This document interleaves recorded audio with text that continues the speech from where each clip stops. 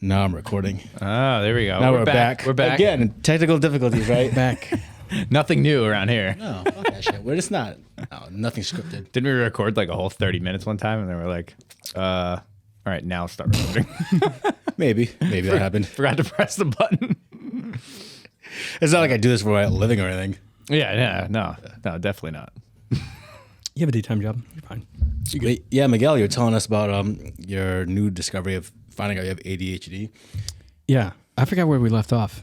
Well, do you think it like, because you talked about, Oh, like, the PTSD well, question. yeah, it was like the PTSD, but do you think like, you said you were, like, you were essentially like, didn't get the PTSD because you had ADHD? Yeah, I really, I mean, I'm just shooting from the hip. I mean, that's kind of like I'll just place it as a bookmark and I'll figure it out later. Yeah. But, I don't really, I always looked at, I don't know, I guess I always had this kind of like novel feeling towards war of like just because I grew up like, watching John Wayne movies and Platoon. And so like, I just always assumed that it was supposed to be tough. Like it was supposed to be like motherfuckers are going to die and that's it. Like you either make it or you don't. Yeah.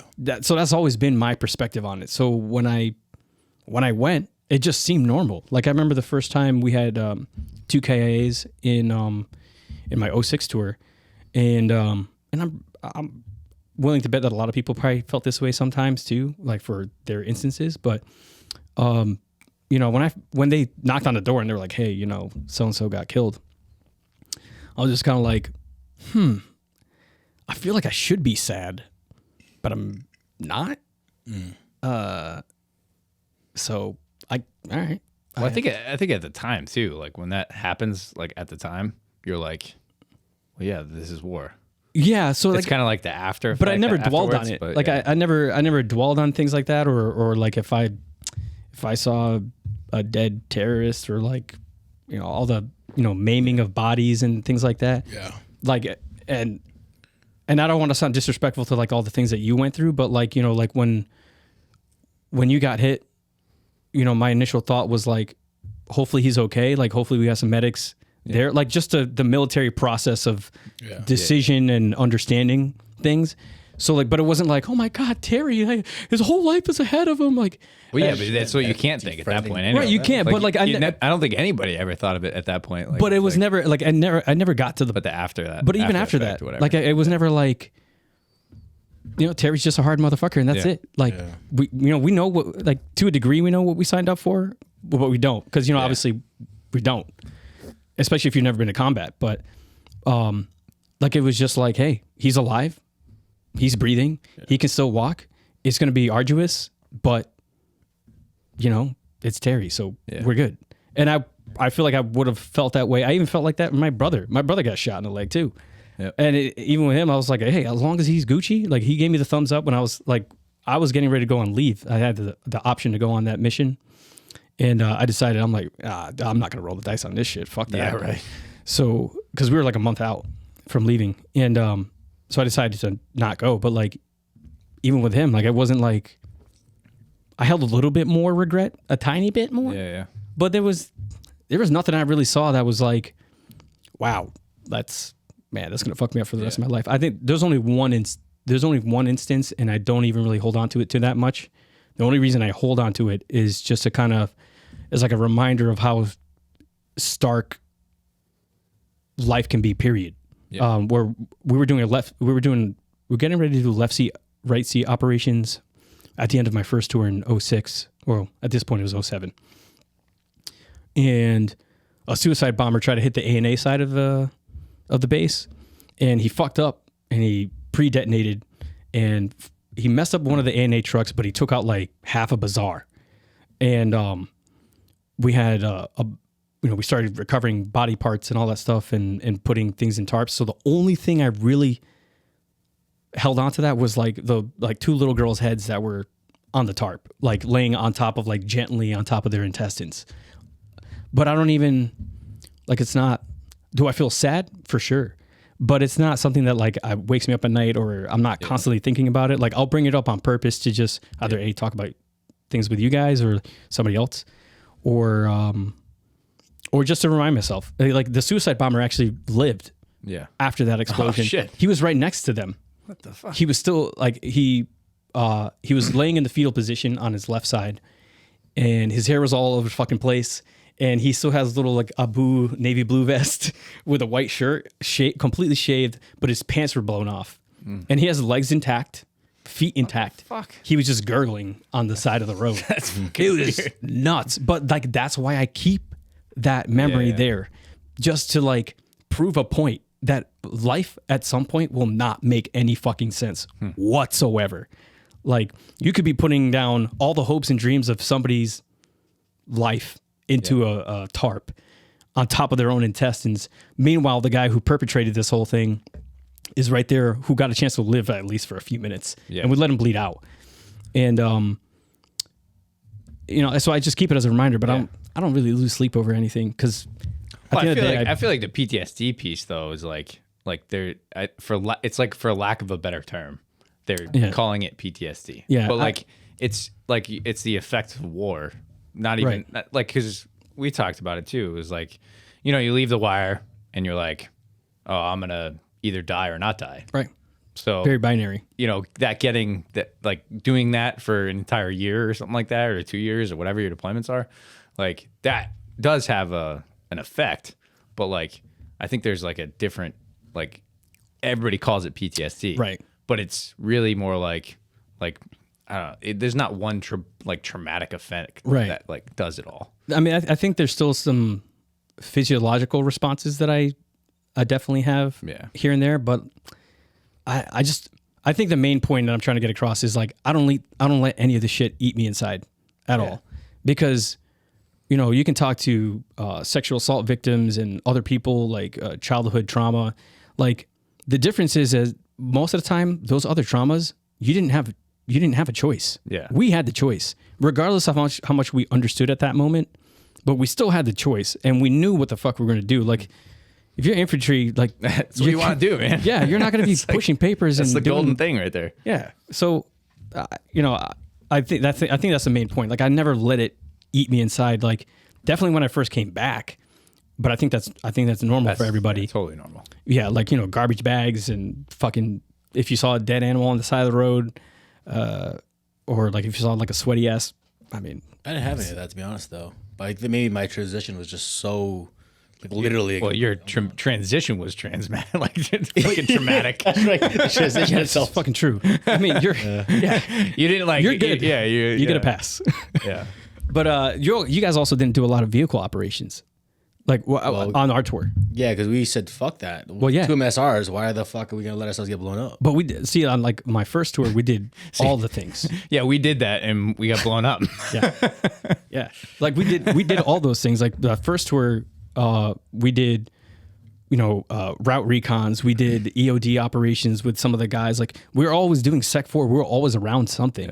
Yeah. Driving through Kabul. So we got like a little taste of each type of combat. Whereas that second tour was just mostly like that old school, we're just going to fucking hump it and hope that we don't get shot or shot too bad and call in some air support. But to your point too, like sometimes like those trucks, you're like, get me the fuck out of these things. For like, sure. It's just like a fucking moving target. Sure. Yeah. Trust me, I would know. We drove up through all that stuff. Like in 06, we used to drive up past, was it the Gunapal, right? Yeah, Gunapal on the left side. This is one of the side valleys. Yeah. We used to go all the way up to Dalashah before you got to like Nuristan. And it was just the gauntlet. By the time when you came back, these motherfuckers were setting up while we were doing our key leader engagement. Yeah. And so for 6, 7, 8 there's like clicks, one road in, one road out. That's like, it. It's not... That's it. There's no, yeah. So like, we would just be getting slammed by everything. RPGs, RPKs, everything all the time, every single time we came up there. Yeah. But yeah, again, it's, everything is, combat is different for everybody. Yeah. Shit. And there's definitely different levels to it. Cause I don't want to ever diminish somebody else's shit that they went through because it's just different. But I try not to let it eat me inside because there's something I signed up for. Yeah. Well, that's the thing too. You were saying something along with that, and it made me think of something really quickly. Where it's like, I was working this pizza shop, maybe like a few years ago, and I sliced my hand on the meat slicer, right? Yeah. And I pass out. Like, I see all the blood or whatever, and then when I see that pink meat underneath my fingernail, like I get all wobbly in the knees and shit, and I pass out, and I even pee myself, right? And so I'm like, I clearly remember the day I got shot. Like, I wasn't crying, I wasn't freaking out, I was just like trying to deal with the pain. You know what I mean? Yeah. So I was like, how do I go? Like, for me, like fucking, like I feel like I handled getting shot and nearly dying as best as you could, like I'm not like sobbing or whatever, no judgment, but like I wasn't sobbing, but here I am, I'm fucking bleeding from my fingernail and I pass out. My friend, my friend's wife, also my friend, sorry Cassie if you're watching, you're still my friend. She was like, well, cause she, I think she passed out as well while she's, given delivery, and at some point, and the nurses said that sometimes when people pass out, like they're not expecting pain, like she was just having that thing. What do you call it? You put the goop on there and the chicken kid or whatever. Yeah. And The ultrasound. Yeah. And something happened, and like, almost forgot that word. yeah, you can't. She should forget. And then like I think she passed out from it, and the nurse was like, "Yeah, it happens a lot when people just aren't like it's a normal little thing. They weren't expecting to get pain, and they pass out. It's like your body's freaking out. Yeah, but you're expecting to get shot at. That's what I'm saying. So I was like a normal, I was ready for that. Yeah, which it's is a fight or fine. flight kind of thing at that point, where you're like, you're trying to fight it. I think there's something also really important there too, that a lot of people, like, I joke about it all the time. Like, I never passed out in combat. The only time I've ever passed out in the military was I was getting my blood drawn at I think it was Fort Bragg, and this fucking medic was like just straight fuck fishing, dude. This guy was like doing a fishing competition in my arm. And as soon as I looked, and I looked, and then I associated like with the needle just going back and forth, like hitting all my tendons and crap. They're like, wow, you're really white right now. And I'm like, what do you mean? And then I woke up with a cookie in my hand. They're like, eat this and drink some water. And I was like, but I joke about it because, people kind of have this weird like stigma with like, oh, you're a fucking bitch, you passed out. It's like, well, technically it's a survival mechanism. Yeah. And that's like throughout the entire animal kingdom, like our whole planet. So like, I think it's important to like recognize too that like it is a safety mechanism for your body, because your body just automatically, your body probably just went like, oh shit, we're bleeding, I see meat, we're back in Afghanistan, we're out. Done. Like a hard reset for the body. Yeah. No, I thought, if anyone's watching, they feel like a little bitch. Like look at me. Like, literally, like, I got shot. I was just laying there. I was like, oh, this sucks. You know what I mean? Yeah. Didn't even shed a tear. Yeah. Fucking pizza slicer, passed out. Pissed a little bit on my leg. Hey, I'm not gonna lie. I was running chasing my dog around because he's a fucking asshole, and he won't come in the house sometimes because he's got an electric collar fence or whatever. So like, I'm like, get in the fucking house, and I'm trying to fucking wrangle him in. And in my backyard, we have a giant fire pit, and there's fucking stumps around it. And I was like chasing him, and I fucking hit the stump right in my fucking shin. Ooh. And then it went right down, and I was just like in so much pain that like I was like, why does this hurt so much? Right. Like, what? Why am I such a bitch? Yeah. It's just like, and I'm just like sitting on the couch. I'm like, oh my God. Like, I've done way worse stuff than this, but for some reason that was like, that's what I was telling you before you got here. I was telling Terry, I'm like, I think it's really interesting with like suffering on whatever level for an individual is insanely relative to each person. Like, I hate stubbing my toe. Like, if I stub the shit out of my toe where it feels like just completely jammed, I'll be like, God, this hurts so much. I'm like, I gotta sit down, I gotta ice it, right? And then I'll think, I'm like, wait a minute, I used to do like 10 to 20 click road marches where like my right leg would go numb because my sciatica was like pinched, and I would just drag it. Yeah. So I'm like, why is this happening? Like, I don't get it. Here? It doesn't make any sense. Oh man. But I appreciate it though. Yeah. Yeah, right. God. Yeah, something you said earlier, I just remember, I think we've all obviously been there. It was like, I just remember like patrols where it's like literally I was like, you just play like ideas, what is in my mind. I was like, if I get shot right now, but just in the right place where it's like I get airlifted out and I don't have to patrol anymore, I don't know, I might take that. Yeah. I was like, what if I just follow this mountain and I just can't like move my leg and they gotta airlift me out? You know what I mean? Dude, mine was for the longest time. Mine was because our FTC shack was the Alamo for the entire base. I don't know if you guys knew that. No, I didn't. But now you know. So, it was a complete fallback for the entire base. And I was always like, man, if this shit goes down to it, I hope they hit the mortar pit, man. Please just take us the fuck out because I don't feel like defending this bitch right now. Like, just kill us all. Just let it happen. Yeah. Question, though. I'm a little curious. Do you feel like do you think you had PTSD or still have PTSD? I would venture to say that I do, but I try my best to not put that label on it. Okay. I'm really not a fan of labels at all. Sorry, because my dog. No, you're good. His dog's crying. Harley, calm down. Well, that's what I mean. I think it's, for lack of a better term, people call it PTSD. But Right. Like, it's just, I don't know. It's just like a way we, think about the world differently. Other people. I prefer to think of it as fear. I mean, whether it's anxiety, whether it's a flashback, it's just fear. That's all it is. Yeah. I mean, at the root of it, if I have a reaction to something that I see, it's because I've already been through it and I know that like shit can get fucked up real fucking fast. Yeah. So it's just fear. I'd rather put fear as a label on it, and it makes it, for me, it makes it easier to like understand that. Like, why do I feel that way? Okay, well, because you went through some crazy shit. Okay, cool. Okay, well, has it happened after that? Like, has it happened since then? No. Okay, well, is that deer on the side of the road at the middle of the night is gonna fucking blow up on you? No. Like, but I think that's why I think our very first podcast, we like labeled it anxiety. And we were like, we said something about like anxiety is okay, right? Everybody deals with anxiety. Everybody's like, oh, but it's PTSD to us, or we're labeled with PTSD rather than like anxiety.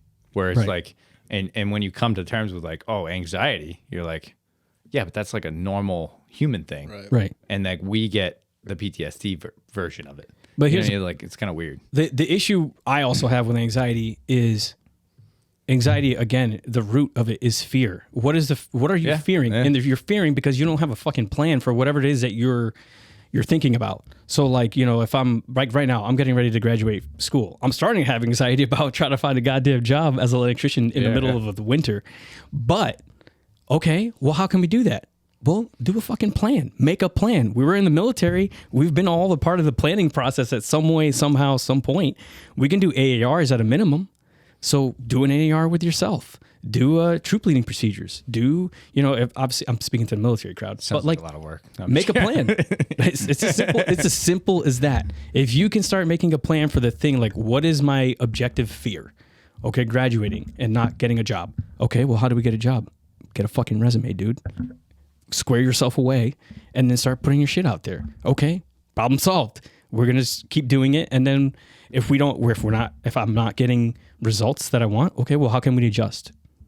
And it's just simple shit, man. It's just simple. I just put fear. No, hey, I put fear on it. I'm not trying to diminish anybody's. No, I like that. I kind of like that term because it's like, because anxiety, it really is like, your fear of the next. Yeah, because there's two P answers to anxiety.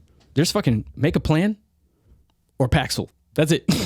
Or what? Or Paxil or like Xanax or some shit like that. Yeah. Right? Yeah. It's always meds, push meds. Like I'm all for meds if it's required. If I can figure it out on my own. Same thing with like physical health. Like, can you lay off the fucking pizza, bro? Can you stop putting 5 creams and 5 sugars in your coffee 3-4 times a day? Can you do these things? Because I guarantee you it's going to fucking fix a lot of other shit. Yeah. So I prefer fear. Yeah. Because it kind of also gives me that primal, like, I can fight this. Like, like when you're in combat, it's like, what's your fear? Getting shot at. Okay, well, how do you not get shot at? Kill the motherfuckers. Yeah, right. Like simple. return with heavy superior fire. Yeah. I agree with you guys the more I'm listening because initially my initial reaction was like, well, of course it's PTSD because it's literally post-traumatic stress. So you're responding. So it is PTSD. But the problem with that is literally if you go to deploy, it's some level is traumatic. So then then it's technically all post-traumatic, right? And when you're labeled PTSD, suddenly it's like all this shit comes with it. Yeah, because this term was like made up. Like it's not like like it's not like you could just call it fear, like you're saying. It's just simple. Like or like diagnoses, like you have to like put it as PTSD. Yeah. Like I mean shell shock, like that's kind of what it was originally. Battle mind was way mind, back when. Like, I think it was. I don't know if you guys remember that one. Battle stress, battle mind. I mean, I don't know if you know, but I am glad I went to Afghanistan and not World War One, like Europe. Like in the trenches for like digging days tunnels and and days stuff? and days. Yeah. Like, Dude, forget or Vietnam. Like, come on. Like, I think that's crazy. I don't know if it was somebody I was talking to. I don't know if it was my dad or somebody else. Dude, forget that. I don't want to be in like some fucking Braveheart shit. Like, just imagine being in like a 3-hour battle, just slugging. Dude, just hacking away at a motherfucker's neck, trying to take that shit off. They probably don't die very quick. Like, you know how long it takes to like cut a neck off? Like it's probably pretty good long time. Exhausting. And then on top of that, you got to be on edge. Like, think about most of the firefights that we've all been in. Like, it's been, a couple maybe stretch out, but it's usually like the initial like 10 to 15 minutes. But for the most part, that 10 to 15 minutes is just kind of like everybody shooting in different directions, trying to figure out where the fuck people are. Yeah. And then after that, it's like, did you guys see that? You guys PID? Oh, over there. And then somebody shoots a Mark 19 over there, and then they miss. And they're like, oh, just kidding. It's over there on that point. And so, like, it's usually how most, at least the Afghanistan firefights went. Yeah. I mean, I had a few that were like a little bit longer, but like they're never like 2 to 3 hours or like those crazy ass Medal of Honor stories that you hear about. God. Yeah, no, so- I think the sword fighting would be a little rough. Yeah, a little rough. I did do a trench warfare course when we were doing our workup to go on my first tour. Oh, really? Because that was like when we were like, oh, they got caves and they're hiding in caves and we're going to fucking like put some C4 in them bitches and close them up. So they were like, hey, we got to do trench warfare because that's the closest thing that we got.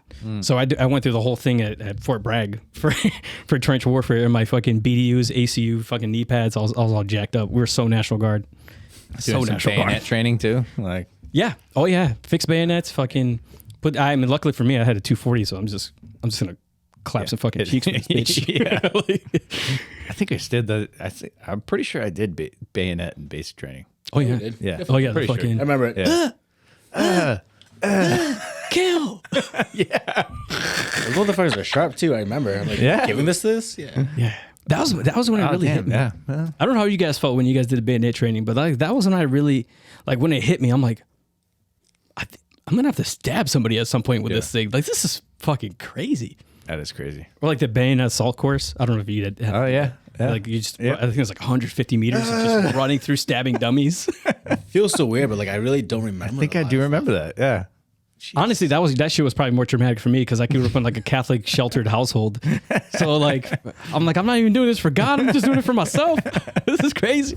Boot camp for me is kind of like trying to remember like kindergarten. Yeah, there's little pockets you remember. Oh, yeah, I know. But like I can't remember like a full day. Yeah. No, no. I remember my FTX because I just went through a ton of bullshit through that. But other than that, I don't really remember. We're all sleep deprived. It's kind of just a thing. You just get older too. You're not gonna remember all this shit. Plus, like, like once you do enough time in the military, like you don't really, you don't really share like basic training stories. It's so funny. Like when I got like fucking Joes like sitting around or whatever, and they're like sharing. I'm like, are we fucking talking about basic training stories? Stop your fucking basic training stories, you fucking fuckers. You're hit, dude. If we won't get another word, man, that's all you're gonna hear. It's gonna be bad. We're gonna be like, it's gonna be like 80s. That's what I was saying. Someone else though too. I was like, oh, I really hope like. I'm not the most squared away person, but like there's a certain level of discipline that you should not lose. I agree. Yeah, I agree. Like my nephew's in the Air Force, and I remember giving him like even though he's in the Air Force, I told him like, look, because again, I have this very novel approach to just the military period, but especially in the Army. But I told him like, look, don't fuck around. Like you're putting on a uniform, like so technically, like baseline level, you should be ready to kill somebody. There's like certain things that you should just be ready for. Obviously, it's the Air Force. Yeah. But still, it's not to say that like. But I think I would tell people now though, like I think one of my cousins was like, oh hey, like I think I'm joining the military. I'm like, go back to do the Air Force, bro. Yeah. I tell everybody go do that stuff. Like I tell people, like, listen, if you don't want to kill anyone, go Air Force. They choose like people. Obviously, there's TACP, and you get fucking like yeah, I mean, but you can, but for the most part, You can do some baller shit in the fucking Air Force too, though. dude, the load, just a very fucking fun, loadmaster is pretty cool. yeah, Like, Loadmaster's a cool job. you can fly fucking anywhere in my the nephew world. does, You just fucking go there. He does munitions for drones. It's pretty cool shit. But I told him, I was like, yo, go Air Force. The one thing that really, and I think I'm still trying to wrap my head around, at least in therapy, was on my second tour, like, I got so much praise, and all of us, like all the mortar guys, because we were really like the first and last defense for the entire base, like in terms of like big guns, like because we had 260s, 281s, and 2 120s. And, we would get praise, especially with third platoon, because third platoon always got fucking shot at. And we drop some rounds and do stuff and kill people. And, but I never got to see it.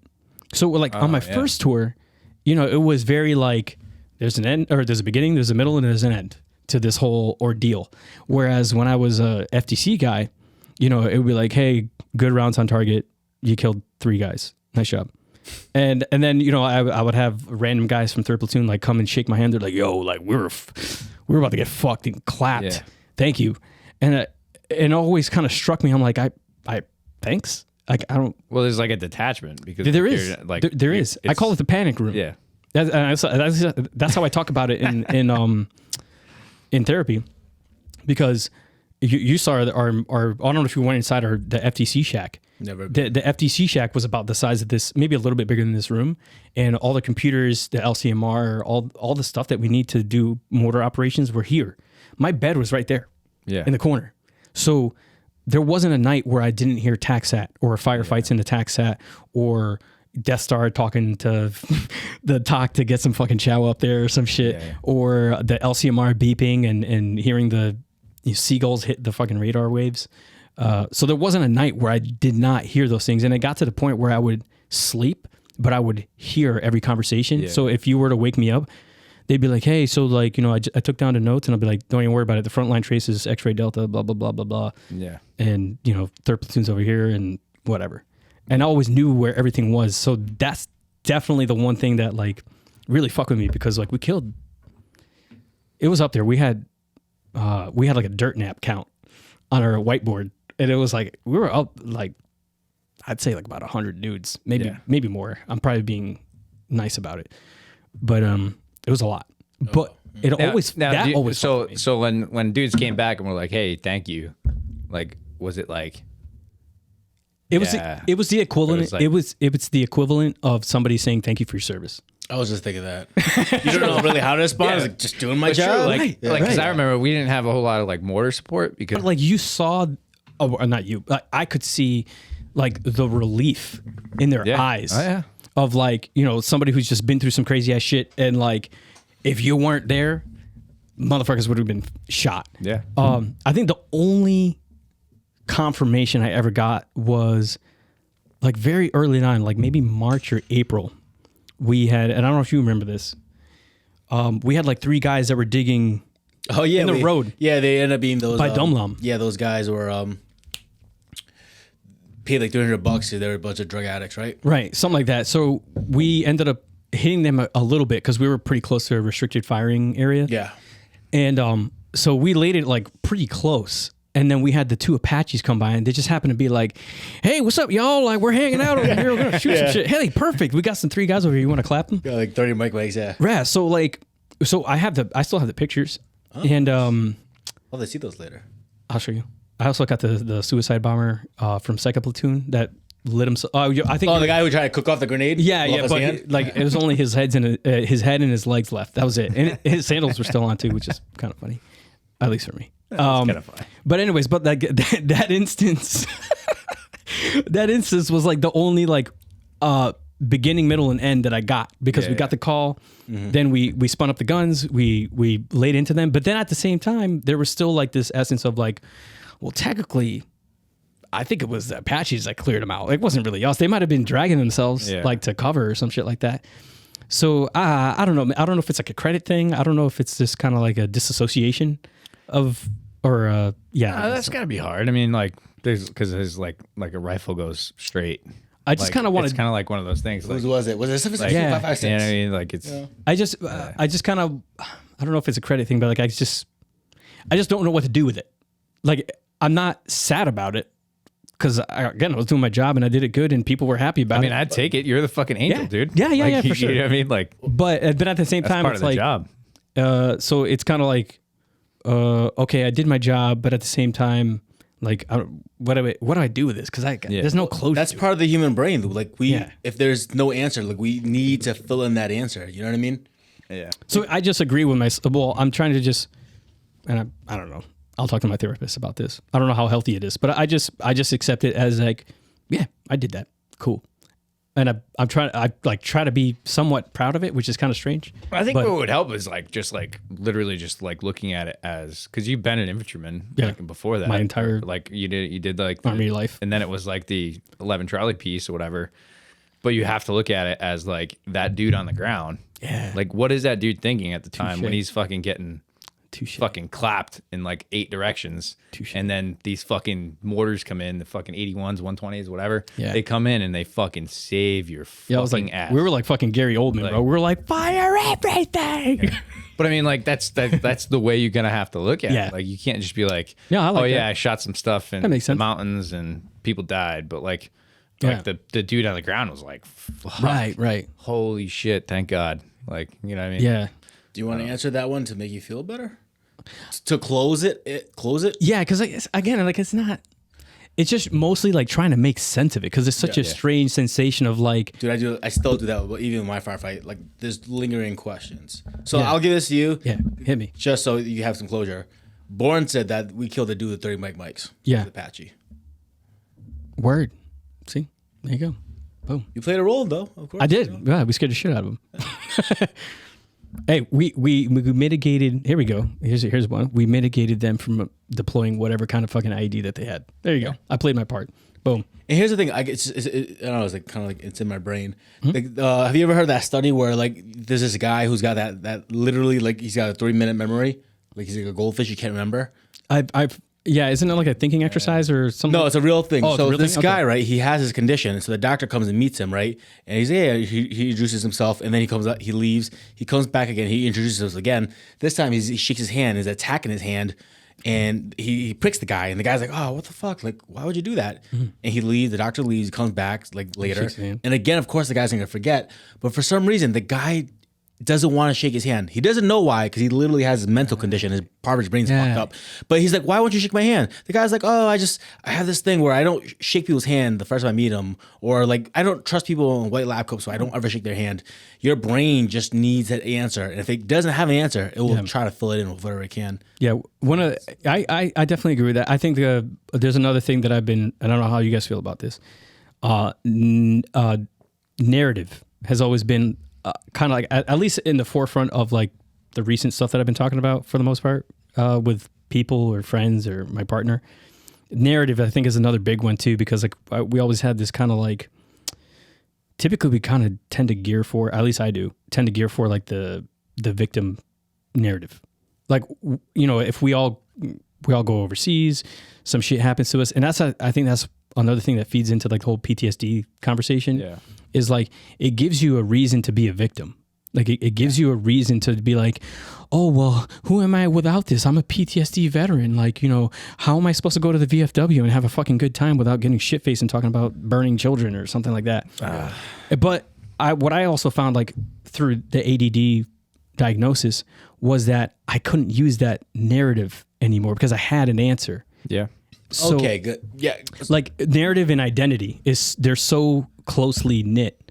So like I was like, well, I have the answer now, so I can't use a mystical, unprovable thing. Not that PTSD isn't unprovable, but like, Yeah, but it's not woo-woo. It's not open-ended. Yeah, it's just kind of a thing. Right. that's what I wanted to ask you, because I was kind of assuming that maybe your ADHD played a role in your PTSD while it aggravated in some way.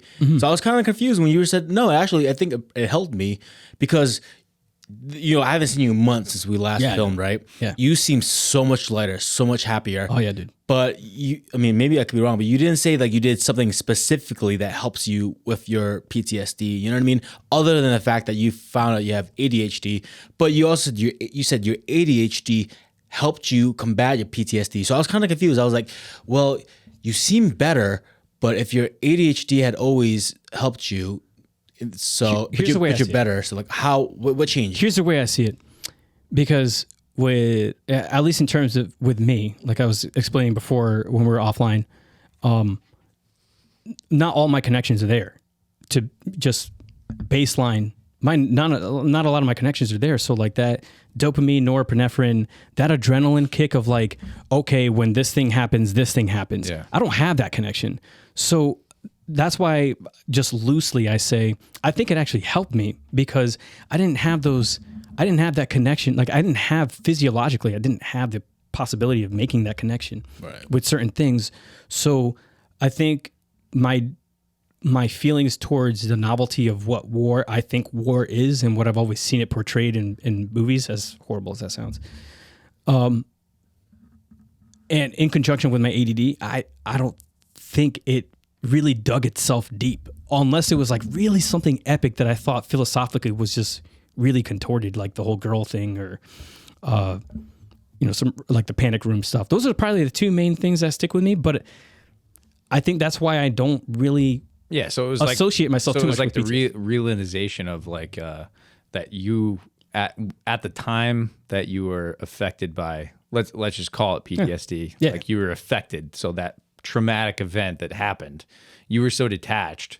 Yeah. Like because you're ADHD. Yeah. And then also because you were so like now that you're realizing that you have that, right, you're kind of like, that's the only answer. Yeah, that's the reason that like none of this really affected me. But but like it could, like it did to an extent. Like it's kind of weird. Like actually, you know what, to tie it to the 30-minute goldfish memory thing. I think that's also another thing too. Is with the whole memory thing. That's another thing with ADD is not having that great of a memory. So I think in conjunction with all those things, plus I have a physiological response to, seeing it. I still see a trash bag and I go, you never know, man. It might fuck around and be some C4 in that bitch or like some ammonium nitrate. You never know. But, so I have that body response or psychological response, whatever you want to call it, or both. Yeah. I still have that to a degree, but where I draw the line is significantly shorter than it would be like, I remember I was driving down Route 2 I got a better one. I was driving down Main Street or Park Street in Hartford. So that's like, basically little Puerto Rico. Yep. And I was driving with my nephew was in the car and I heard the bus air brakes. So I thought it was an RPG. So like I still had that response, like the psst, and I just instantly thought like, yo, this shit's flying fucking overhead. I pulled to the side. Actually, no, I gassed and go through a red light.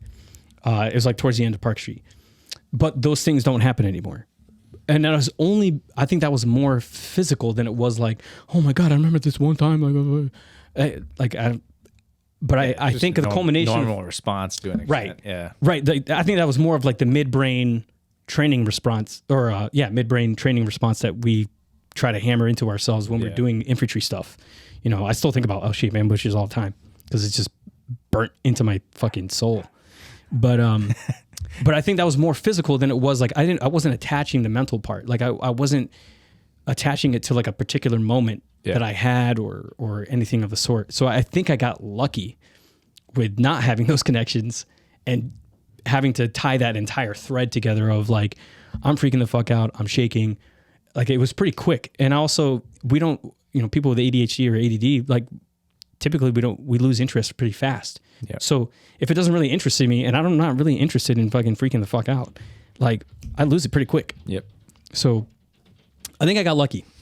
I honestly got lucky that I was wired this way, which is strange to say, but yeah, no, it's definitely protected you from like other things than you would think about, right? It definitely helped out for sure. Yeah. And it's kind of a wild thing because like like memory to an extent. Like I've always thought like I just have a shitty memory. Yeah. But it's just like, yeah, maybe you're just not thinking about stuff the way you normally do. Could be, or maybe it just didn't affect you as much as you thought. Yeah.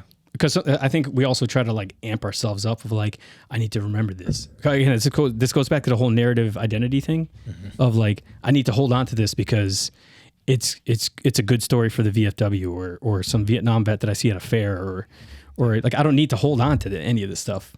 I can talk about it, no problem. Like right now, Yeah. like, it doesn't bug me whatsoever. Crazy. You may have answered already, but maybe I'm just too stupid to have picked up on the answer. Don't say that, man. But I still don't see the connection because why you seemed so much better because of that. If you had a lot of trouble before, right? You told me like you were like Ton of trouble. going to the psych ward. Yeah. You're way better shape now. We'll put it this You've way. lost a lot of 2 weight. years ago, I was 210. And I'm down to 152. I can see physically you look better, and mentally you seem way better. And if what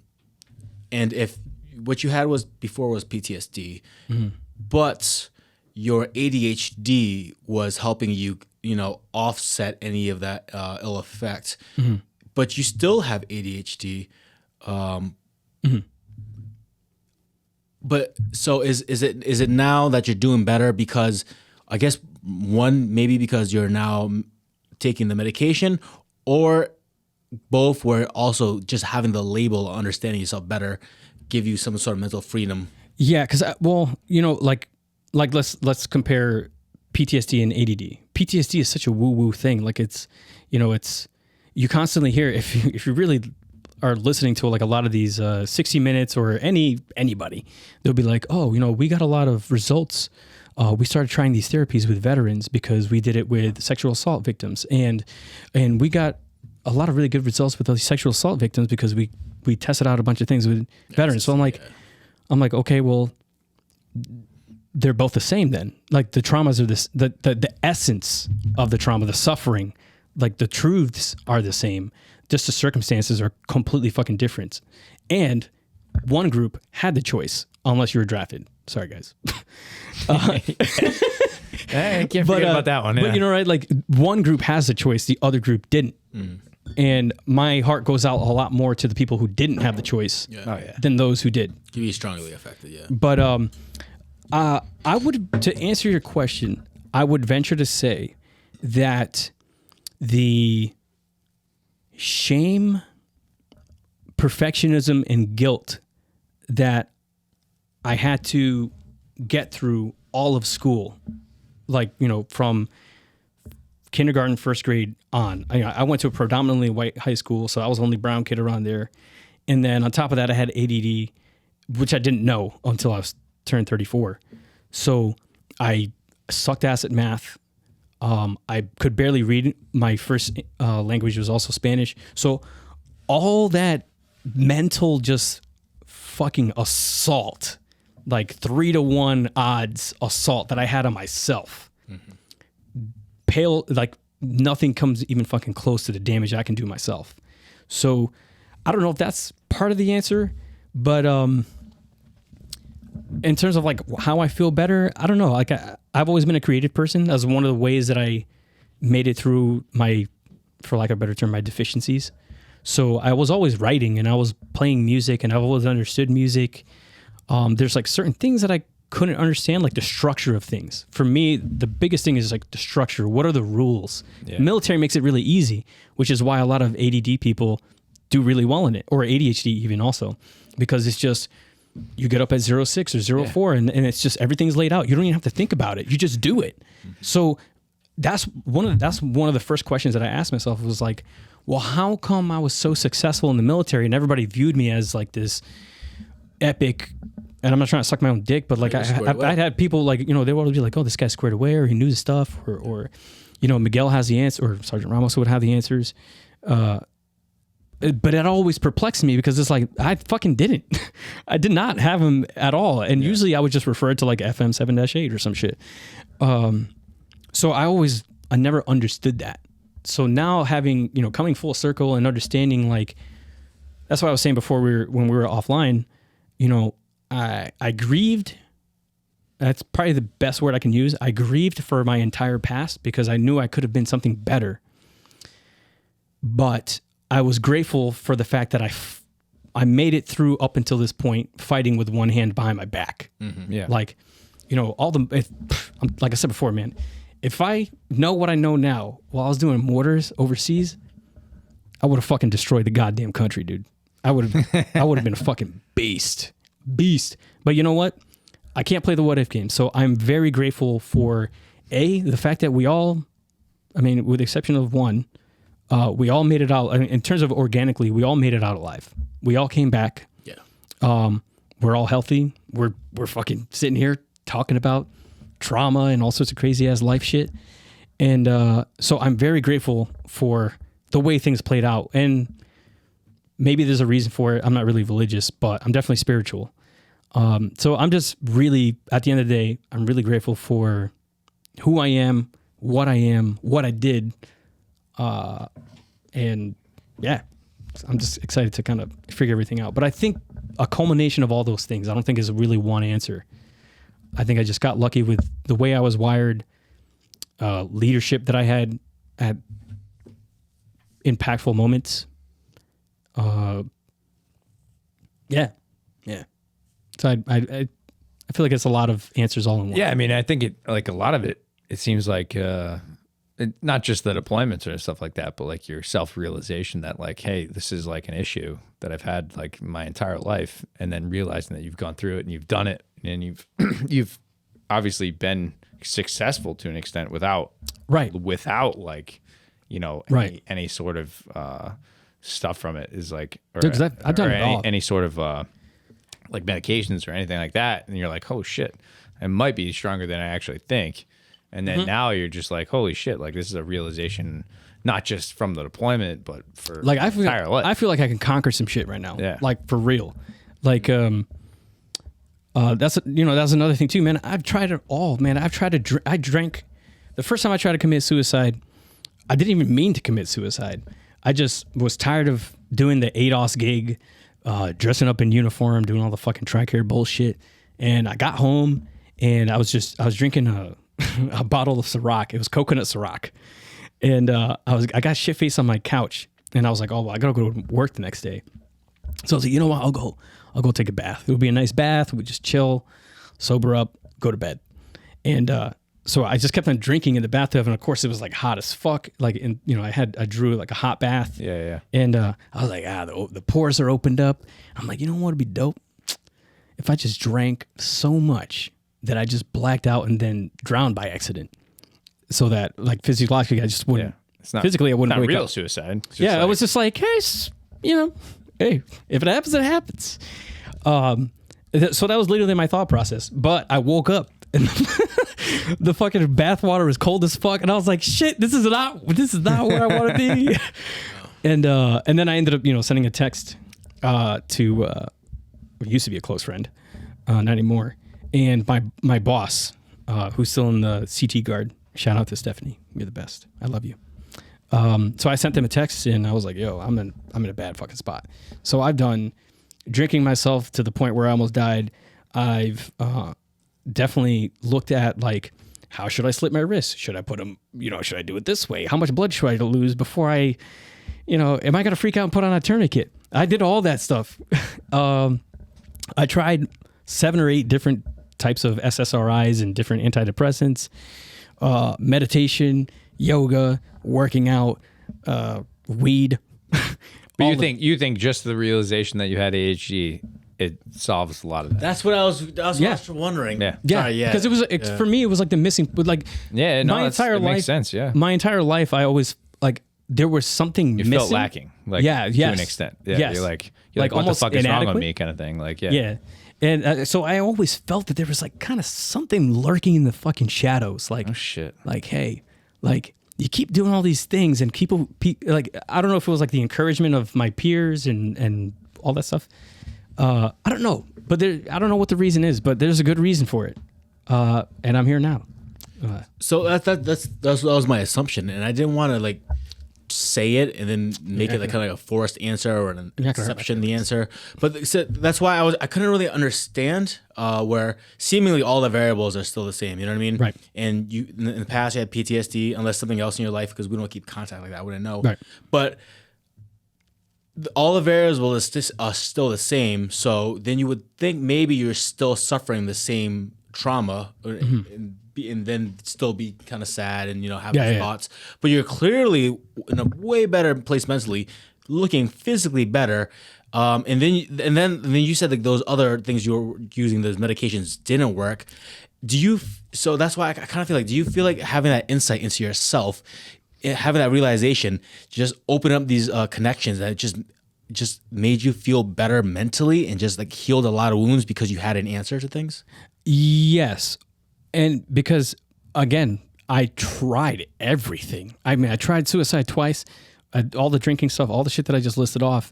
But still, I survived through it somehow, some way. And then on top of that, I would always, I don't know, I just like,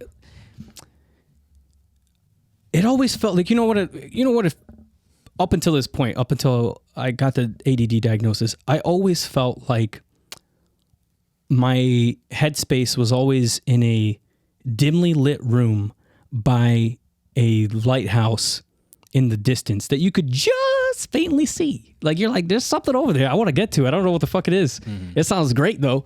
Maybe it looks like land. It sounds like I can get grounded. Mm-hmm. But I could never reach it. It was always like far away, and it was always in the fog. And everything was always foggy. There's no rhyme or reason to it. Nothing ever made sense. Certain structures made sense, others didn't, which was strange. But no matter what, since I could remember, since I was conscious, I always felt like there's like, I kind of get some of this. It's like an engine just coming, like somebody who just built an engine is just like, it's sputtering. We know we can do something with it. I just don't know what. Mm. But yeah, so I always felt like I was sputtering along. And I also had like these key, and I'm pretty sure a lot of people had this like sayings or something that like you heard a long time ago, and you're like, why do I remember that shit still? And one of the things I remember when I was in my senior year of high school, one of my teachers told me, Miguel, you need to stop selling yourself short. And I actually wrote about it a couple days ago. And I have the answer now. Is the reason why I was selling myself short was because I was short. Not physically, obviously I am, but mentally I wasn't all there. I was only halfway there. Mm-hmm. So it's strange. I mean, it's only been 2 months since I've been kind of sorting this stuff out, but that was definitely, again, the damage I could do to myself. Mm-hmm. And everybody says this to a degree, but like the damage you can do to yourself is significantly worse than anything that can ever happen on the outside. The outside just exacerbates it or maybe assuages it a little bit, but anything you say, your thoughts, your own kind of thing, you can kill you can murder yourself without murdering yourself. Like literally just like if I were to think about Terry's day, because I remember a lot of it clearly, very clearly. The cell phone tower, and we couldn't get the mortars out to like a certain area, and I was super fucking frustrated. I was like, why can't I just fucking lay waste to this? Fuck this cell phone tower, dude. I want to fucking lay waste to this whole village. But I remember all the frustrations. But shit, I forgot where I was going with this. I think it's a fucking beer. God damn it. But anyways, I'll get back to it. The cell phone tower was the only tower within the whole valley, so it was an off. Oh, so you couldn't. Yeah, it was like whatever. It was like a double-edged sword. It was like I could take this cell phone tower out, but everybody's gonna be pissed off at me right now. It was a hard no. You will not 300 meters off. Yeah. Damn, I forgot where I was going with it. But anyways, but so I feel like. Hold on, let me pause because I restart these cameras. How? But yeah. So Miguel, it sounds like to me like you're such. And one of the reasons is, I mean, aside from now you have ADHD and you're obviously Adderall is effective, but that's just one variable. I think I'm guessing, playing psychologist. Yep. I feel like just the knowing and understanding of your mind just releases so much pressure you had. It just is helping you just understand yourself and feel better and just move forward. Do you think that's it? Understanding yourself? Yeah, I think I think I started to touch upon it, but I didn't fully express it. So like with the whole PTSD, ADD thing, like ADD, I can look at neuropsych lectures and I can read neuropsych books and I can read DSM-5 and I can look at stuff and be like, oh, there's actual mechanical connections that I just don't have. And that's okay. Like there's to no fault of anybody's. Oh, like it's not my parents' fault. Like it's not like they were like, hey, let's snip this shit. So just being able to like, there's something mechanically wrong that drastically affects the way I live, or at least the way I perceive life, period, or that I in the past. So having that versus like, oh, well, PTSD, maybe you should do some group therapy. And like, I'm not knocking group therapy. Yeah, like, go ride some horses and do group therapy. And like, oh, hey, go play paintball. Like, right. But like, you know, God, I hate those shits. I hate it. I fucking hate it. I'm like, oh yeah, we all have problems. Right. Like, It's okay to ride horses if you want. You know what it I is, love man? riding horses. All right, I do. And with that stuff though, like, here's the shit: is like you're not asking real questions. Like this goes back to fear. Like, stop looking for answers and get to the fucking truth. Anybody can give you an answer. Yeah, but how the fuck is PTSD a really fucking diagnosis? Because it's like, I mean, like, there's definitely some merit to it, but it's not mechanical. It's not. But that's like the overarching. That's Right. like you're just like, oh, hey, no, definitely PTSD. That's definitely it. Because you were in war, because this would happen. And you're like, and like now you're finding out you're ADHD and stuff like that. Yeah. And you're like holy shit. I feel like there's definitely some merit to like chemical changes that happen depending on like, not even so much of like how bad the trauma was, but like how did you perceive it? Yeah. Because I think, you know, resiliency, as much as I hate to say that word because it's being beaten into us by the military, but there is some merit to it. There's definitely some more resilient motherfuckers than others. Yeah. And that's just a fucking fact. So I think, you know, how did you receive that trauma? How do you perceive it now? But again, you got to be honest. Like, you got to be transparent with yourself. You can't just be pussyfooting around like being like, oh, well, you know, my wife hates me. And like, it's always the same fucking story with dudes. Yeah. It's like, I don't know what to do with myself. I don't like, you know, I'm going to fucking keel over at the age of 47 or 50 and I'm dead.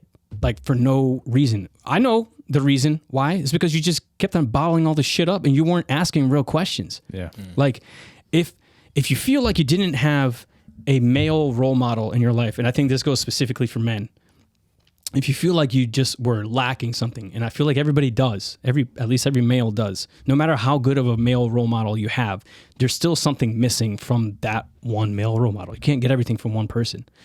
And so be the man that you want to be. Be the man that your kids think they are, like, that you are. Yeah. You know, like, ask yourself real fucking questions. Don't ask yourself of like, oh, well, maybe if I cut down to 2 beers, it would be a little bit better. Like, no, just ask yourself, really, why do you drink? Like, what are you trying to drown out? Yeah. Like, what voice in your head is telling you that you're not enough that gives you the excuse to go drink? Because it really comes down to a question of like, why do I feel like I'm not enough to just keep damaging myself? Why do I keep playing to lose? Am I just playing to play so that I can say that I lost? Or is there something else going on here? But you really got to ask really fucking honest questions. I'm not saying that I have all the answers or that my way is going to work for everybody else, but I still feel like if you get to the truth or the essence or whatever you want to call it, the root of whatever you think your issue is, Yeah. that's prohibiting your potential, then ask it. Yeah. And be honest about it. Don't, you know, it's okay. I got fucking cry all the time, man. I'll listen to I was listening to Adele the other day, man. I was bawling my fucking face off thinking about my divorce. But Adele is awesome. Adele does bring Some powerful just shit, some man. powerful stuff. But that's the fucking truth, man. You know, like the Right, fact that Terry? It's okay to cry, Terry. I love Adele. I love Celine Dion. But it's I don't give okay a to fuck. cry, Terry. I'll never cry, but We can go back. We can do a whole podcast in your childhood. Figure that one but yeah, out. you know, well, that's what I feel like it comes back to, I don't know what philosopher said it, but it comes down to know thyself, and I'm drawing parallels. Are you drawing parallels with you? Yeah. your own Yeah. issues? No, I know. It's it's you know, like, because you throw this like PTSD thing in and you're like, oh, yeah, okay, that does explain it. All right, so I'm just fucked up. But like, then it's like, well, there's no answer. That's just one big like, answer. okay, yeah, great, thanks, appreciate it. Like, but like now that, you know, because I love doing these things because you get a different perspective on like what other people are thinking. And like, I'm not saying I have ADHD, but like a lot of the stuff you're saying, I'm like, oh shit, like, fucking memory's a fucking issue. Like that's an issue. Like, yeah. And then like, but you're talking about like be yourself, know thyself. You know what I mean? It's like, and that was I think a really important crazy. I think a really important quote too to go along with that one is if you know that you have an affinity towards something, whether that's painting, music, photography, like if you have an affinity for it or that one thing or even math or something structured, like through one way, know all the ways. And once you start seeing it in just that one thing of like all the parallels of photography and like all the things that you have to line up, like my favorite is music and drawing, because the entire process is you defining the lines, defining the thing that you're trying to draw, the truth of the thing that you want to express. And that's what it comes down to. That's why I love art. Like art is the closest thing I have to God for me, or whether it's music or drawing. But the entire, if you really think about the process of you doing it, whether it's editing a video, like what you're doing is defining the thing that you want to express to an audience, whether that's my daughter or YouTube, right? But that's all you're doing. And it's just through one way, see all of them. Yeah. And, you know, I'm not saying I see all the ways right now. I'm not fucking Neo, but, you know, little by little, as I learn about myself and learn who I am now completely and fully, I can see the deficiencies that my daughter might have, or my stepchildren, or my partner. And not only that, but if I'm honest about it and I'm kind to myself about it, I can be kinder to others in helping them figure out whatever it is. Like maybe it might not be my way that they use, and that's okay. I don't need anybody to do it my way because it's mine. And that's the best part. I own it. So, you know, it's just all these quotes, you know, you always hear all this stuff, cookie cutter bullshit that everybody always says, like, you know thyself. Okay, cool. Well, I don't know what the fuck that means. Like if you were to tell me that like a couple of years ago, I'd be like, okay, cool. I look at myself naked all the time after I get out of the shower. I know myself.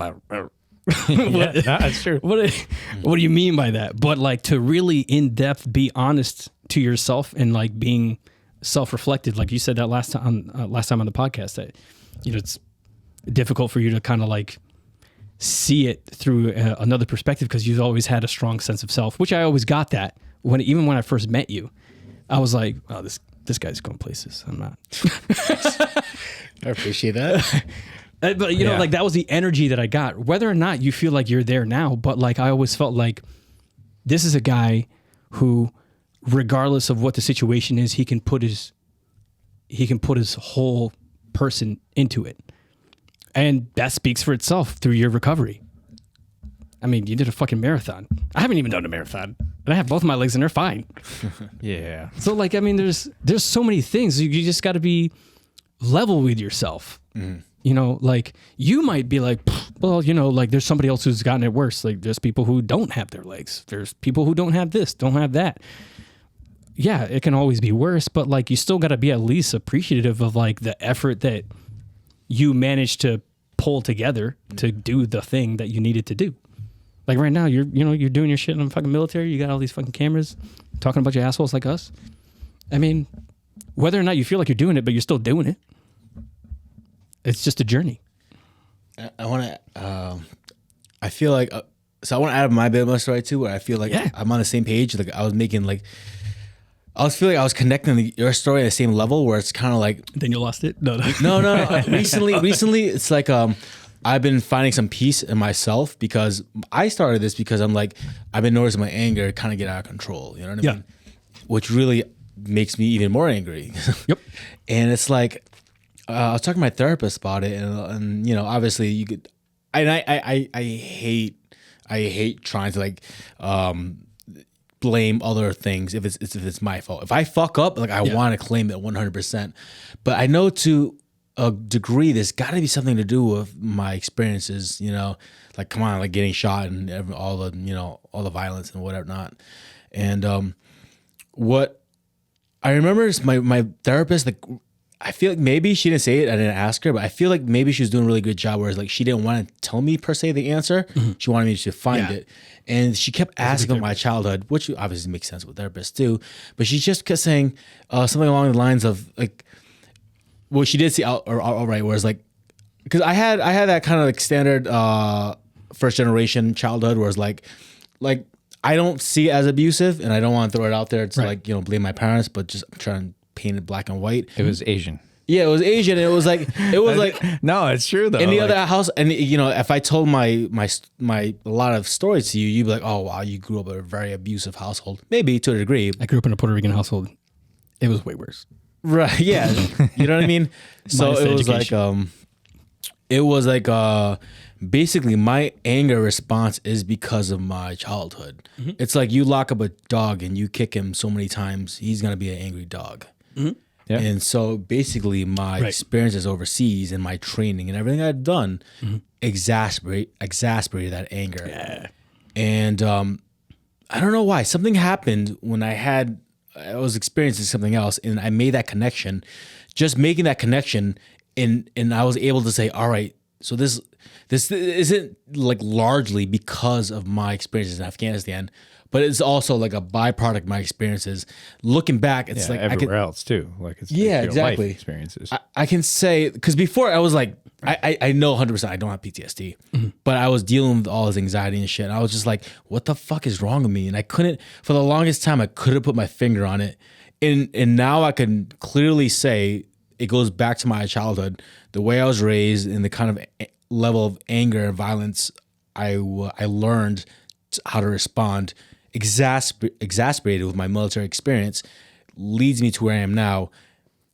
I don't know why. Just knowing that about myself brought me a world of peace. It's not like I'm a million times better, but it's brought me so much peace. And knowing that, maybe like that, not having that confusion of like, why the fuck am I still getting upset, makes me less angry. Is that how you feel now that you know a little bit more, just you've unlocked about why you are? Yeah. My thing with especially this round of therapy, I had two like God tier therapists through the vet center. One through the vet center, one through the VA. Like he's an actual psychologist, and I ended up losing them. Like they got promoted, of course, like all good therapists. So I was like, man, I can't do this shit again, man. I can't go through like the needle in a haystack, try to find a good one. And I just happened to. And then you're like telling your whole story again. You're like, all right, so here's this, and then they're like, oh fuck. But the difference this time was that like I was a father already. I was 33, so I had gone through a lot of shit, and like all this stuff was just it was just boxes of fucking storage and bullshit that I just tabled stuff. It was just there in a closet, and my objective going into it was I want to start from the beginning. I don't want to fuck around with trying to. Why would I try to sort out a math problem at the end and then try to figure out how the fuck I got there? Yeah. Like I'm gonna get to the beginning, whatever it is that I remember. But yes, my childhood, 100%. Like, you know, and I just did like kind of like my own like audio log for me to listen to. It was like 2.5 hours long. It's fucking ridiculous. And so you know, I'm always a big proponent of the rule of 3, like whether that's in relationships or just in life in general. Like I'm a big fan of that because I feel like it's fucking true. It's very true. Fight me on it. And so, you know, growing up, you know, I have my mechanical deficiencies of ADD that I don't know and nobody else does because I'm not bouncing off the walls. I'm not freaking the fuck out. Yeah. In that way. And then I also have the environment. I have parents that are significantly older. They were born in the 50s. So you got like post World War II era lunchbox. I'm eating spam out of a fucking can. Like we don't have water, that kind of mentality. So it's just like yours, like first generation, like just like be a doctor, be an astronaut, like all these fucking ridiculous expectations. But I couldn't even meet them because I had ADD. So I went through my entire, when I was 5, the one, like, I feel like defining moment when I was a kid was, long story short, I had a teacher that was way older. She was like 80. And she shit on me. She called me a mongrel and like all these, like, basically she could have just said, Wow. Yeah. Insert Latinx slur here. I'm not going to say that. But that's all that was left to be said. So not only do I have a deficiency mechanically that I don't know, my parents aren't educated enough to have that discussion with me or even see it. And then I'm forced to go through school with all these deficiencies, getting pulled out, being called all the slurs. And then on top of that, not knowing, like, I couldn't read, I couldn't fucking do math, I couldn't do any of this shit. So I just learned all the slick shit of cheating, manipulating people, using my victimhood, even though I didn't know what it was, to kind of subvert and get the things that I needed to survive. It's just a survival mechanism, right? So, and then I feel like where the rule of 3 comes in is your puberty. That's where your real consciousness like comes into play of like, yo, like, these bitches are looking fucking good. And like, you got this like third voice. Like, okay, I have the Puerto Rican Catholic person in me. Then I have this weird, strange outside environment. And then now I have hormones kicking in. I have no clue what the fuck to do. Yeah. And I couldn't put any of that stuff together until I got to the military because none of school is structured. So once I got to the military, that's where like the contrast of my entire life. It was like, I think of the military as like my final training exercise of putting all those 3 things together and understanding it. Like, why could I do certain things and why can I not do these other things? Like, it doesn't add up. Like it does. It would piss me the fuck off. Doesn't it feel weird how you feel like you belong in the infantry when you're around those guys? Yeah. Yeah. Because they're all the fucking same. Yeah, because we're all the same. And We're all fucked up in our own way. And I don't know if I said this already, but like I was telling Terry, I'm like, in my very humble opinion, if you're fucked up in whatever way that looks like when you get into the military, prior to that, like if you had a fucked up childhood, trauma, whatever you want to call it, and you're not all there, then it's just going to make it way worse. Yeah. Because as much as I love the infantry and I love my guys, but like they don't, nothing about the military teaches you, and this is not just the infantry, this is exclusive to like all the military.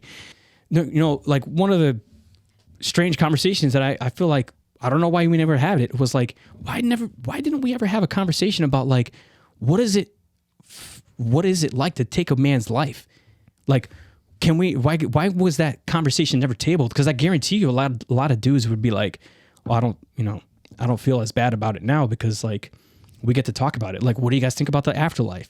What are you guys beliefs on all these things? We just go in and just like, hey, put your M4. Hey, you speak M4, motherfucker? No. All right, clap. Yeah. There's no honor. There's no nobility. There's no, so we're left to our own devices to draw up whatever narrative we can come up with. Sometimes the narrative is not that fucking great. Other times, like, we try to cling on to that warrior poet. I like to think of myself as a warrior poet, but at least for my own narrative, but like none of those heavy conversations, those real conversations that you hear you read in books of like, well, you're thinking that like when like so, and my thought too when I was joining the military, like oh we're gonna do some Band of Brothers shit, or we're gonna do some like we're gonna fucking storm the beaches of fucking Iwo Jima, and like all this stuff that like, there's some like there's honor, there's like an enemy, they're always there, like they're over there, you're over here, you got different uniforms on, like, and that there's like some sort of like honor code piece with it, right? But obviously with Afghanistan, with like all that stuff, like it didn't really happen that way, right? But like, and I'm not saying that's the reason for it, but like, and like I feel like if I was born in like World War II like era, like and you were a soldier in World War II, like maybe it would have been easier because there's a definite enemy, right? And it was like that enemy was wearing uniform and doing this and doing that, like, and it was a stand-up war, whereas now you're just like, it's not so black and white, Right. to an extent. I'm gonna flip that that suicide bomber story on its head, because this is another thing that I've been thinking about. One of the things that really the dichotomy of like that entire image of like the girls on the tarp and the fact that like all those hopes and dreams and potential and love and all the things that you could have in a human life gone in an instant. Yep. But to a degree, I also felt pity for the suicide bomber, purely because he felt that he believed so hard and that he was going to meet God, regardless if he's going to get virgins or not. But he felt so righteous in the way that he wanted to conduct himself that he would be willing to kill himself. Yeah. And in the end, he fucking missed. Yeah. And then not only that, he killed his own countrymen. Yep. And not only that, it wasn't even the ones that are uniformed. Yeah. So like, those are your last breaths. I felt sad for him. I was like, man, you fucking blew. You really fucked this one up. You really fucked this one up. And not only that, you get to drown in your own blood in your lungs right now on the side of the street while the infidel looks at you having the opportunity to save your life, but we decided not to. The irony in that entire fucking, this is why I keep it, man. It's powerful. That's why I keep it, because you have two sides of the extremes. Yeah. Like literally fucking extremes. Absolutely. Like you have something that doesn't even have a concept of what it is to believe, and the other one gave their life for it, but they couldn't even succeed at it. That is, yeah, it's profound. You know what's interesting? And then now I feel a little guilty because I'm making this about myself. no, go for it. But I've been talking about myself for like an hour, dude. none of those. Well, because it seems like that's such a strong memory to you, and yeah, I have strong memories, but like none of that ever enters my mind. The only thing I think about is Lou. That's it. That's the only thing I walk away from Afghanistan. I don't think about my firefights. Yeah. I don't think about the day I was shot. I don't think about much of anything. I think about Lou. Lou fucks me up pretty hard, and Bittner. Those are definitely the two. Yeah, but Lou is just like, he was like a dude that just, like, he wore everything. Like and I don't know. I mean, maybe he'd be in this conversation right now and he'd have a totally different like aspect of it, or who knows. But Lou was to Lou. Hey, to Lou. Fuck to Lou, man. Fucking Lou. To Lou. When he was in the hospital, I don't know if it was the first or second time I visited him. Like I'm like, you could see him. He's like laying on his bed. He's like, oh, all fucked up his tube, and he's just waking up. The nurses there, and like I think I slept the night in the room, so I woke up. I was waiting there, and then he was like, fuck yeah. And then I could see it too. He goes, oh, beat your ass. And then the nurse got closer, and she goes, she felt awkward saying it. But she goes, he's saying he's gonna beat your ass. I was like, yeah, I got that. Buddy. Yeah, no, I mean, like, and we've talked about Lou before or whatever, but like, and so fucking funny story to like tie this all in. So after I got my fucking DUI after getting back from deployment, I get fucking told to go to counseling. Like, you have to do the fucking vet court thing, all that shit. and then fucking, so we show up to this fucking group in the fucking Warwick, and I'm fucking sitting there. There's like a fucking like a Vietnam vet there. There's like a bunch of dudes there. And then there's fucking Lou. Lou Capaldi. He fucking shows up in my fucking therapy session. Like, after like knowing Lou prior to, be like, and he was still fucking Lou. He's the same fucking dude. Like, he's not like all of us are like, ah, shit, I fucked up. And Lou's like, nah, fuck yeah, let's go to the bar. I'm like, all right, let's go to the bar, Lou. Like, you know what I mean? And that's like a different aspect. And I don't know if you got off easy. You know what I mean? Like, who knows what the fuck happened? But like, you know, you never know what, like, how he could have turned out differently, but like it's right, you know. And Lou was always Lou. Like, he didn't like, he never changed anything what he was about, and he was always there to like, I don't know. I know what you mean, man. He's a tough. I only knew Lou just off of that tour, so like my image of Lou is whenever I think of him, I always think of there's a picture of him like standing on like a saddle or like a side of a mountain or some shit. And it was him, like, you know, he had his kind of like, he's kind of doing like, not really like a Captain Morgan pose, but like he was on a hill. So it was like, he had his foot up and he just had like that fucking brow, you know, that fucking Lou brow, just staring into your fucking soul. Like he's just gonna beat you with a club, and I mean that with all love. Yeah. And every time I hear the lyrics, "Walking Tall Machine Gun Man," nobody else comes up other than him, and I was a machine gunner, so I don't even put myself like he was. It's odd, right? Because like we always want these guys around. Like, I mean, how fucking awesome would this fucking podcast would be with Lou? It'd be a very different podcast. I'm not gonna lie. It would be, but that's okay. But it would be a Lou podcast. It would be a Lou podcast. It'd be Lou's podcast, right? Yeah. But it all comes down to, again, I wasn't there for the end, so to speak. Same thing with Bittner. But I always have this, I don't know, like I only got a chance to go on one outside the wire mission with you guys, and I happened to be with Lou, and we were like kind of set up a half-ass OP somewhere, and I'll never forget it, man. It's just like you said, like Lou is Lou. Like there's nothing else. Like there's nobody else like him. He's a movie character, larger than life. I mean, the closest thing would be Animal Mother from fucking Full Metal Jacket. Yeah. That to me is the definition of Lou. If I were to explain it to somebody. Yes, keep going. I'm gonna start. But yeah, I to this day, man, I love that motherfucker. Yeah, that dude's fucking and like he never changed. Like like so he was in the Lurks with me and Terry. Yep. And then they went on the deployment with him, Lou, and Lamoureux.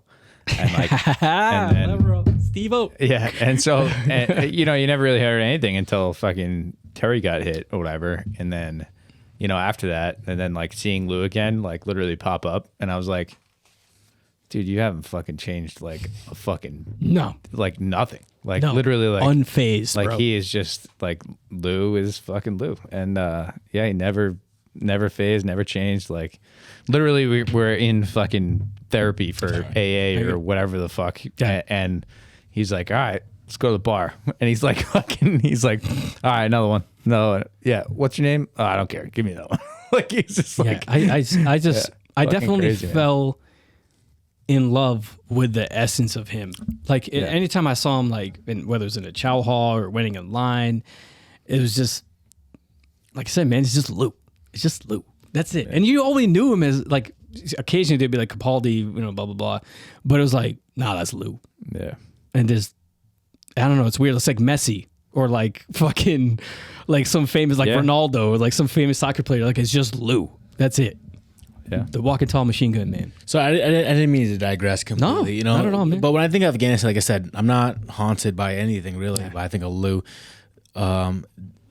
It's just does anything haunt you about Afghanistan then?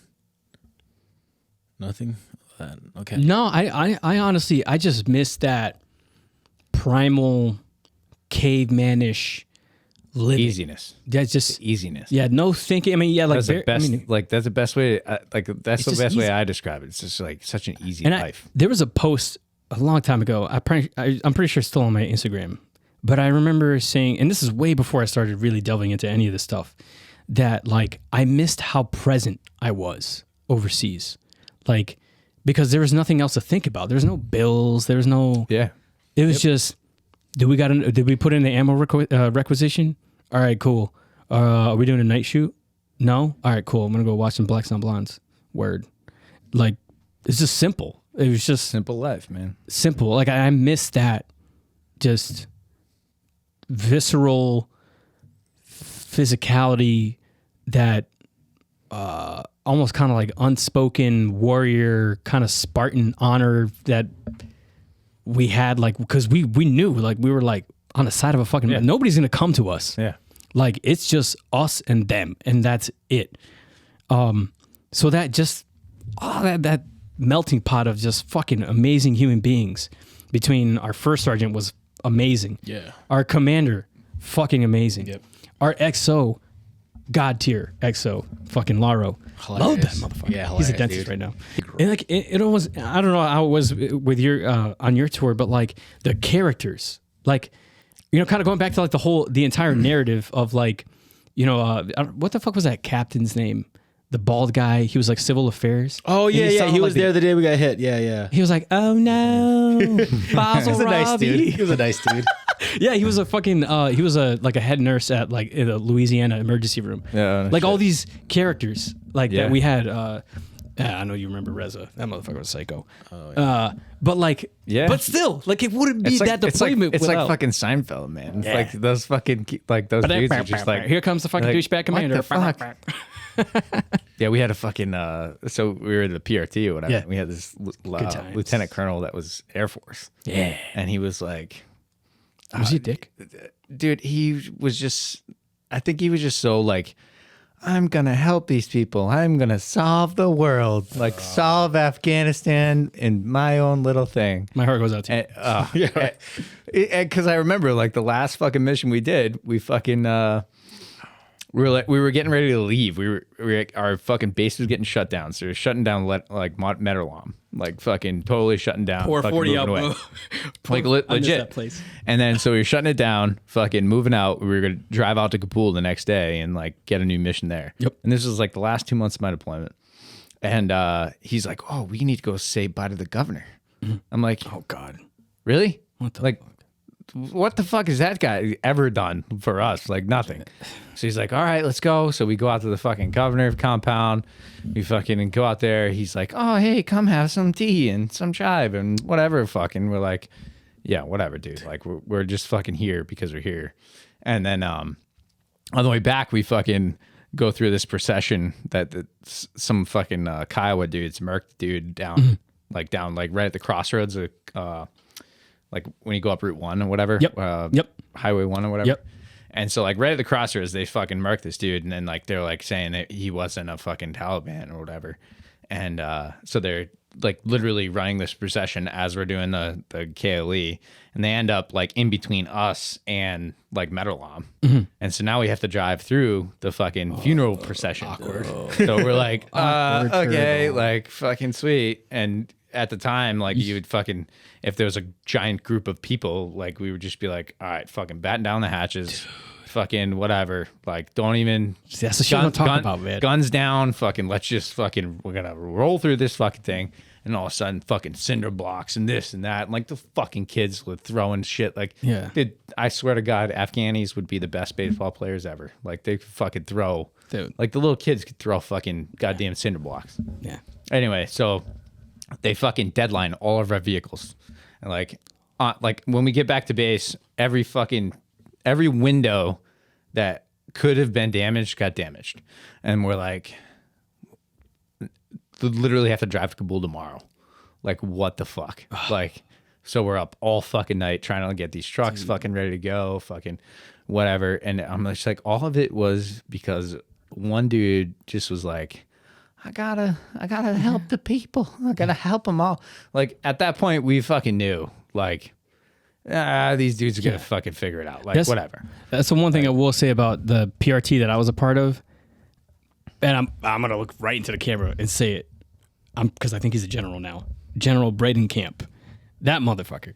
He was like the best. He was like, look, here's the deal. We're gonna do the PRT shit. When the bullets start flying, you guys take over. Yeah. We're not going to step on your fucking dicks. You let us know if you need somebody to fucking man a 50 or something like that. Because the Air Force also has a thing where like they don't have to do tower duty and they don't have to do all these things. Yeah, like the headquarters element. Yeah, whatever. big fucking facts. I'm spitting facts here. Okay. So, Now, but yeah. but he worked very closely with our PL and our platoon sergeant. So like that symbiotic relationship of like Yeah, see, that's awesome. nobility, respect, and like, hey, like, you know, we know what the fuck we're doing, so don't step on our dicks, just protect us and let us do our thing. When the bullets start flying, you guys take over. Simple as that. Yep. Done.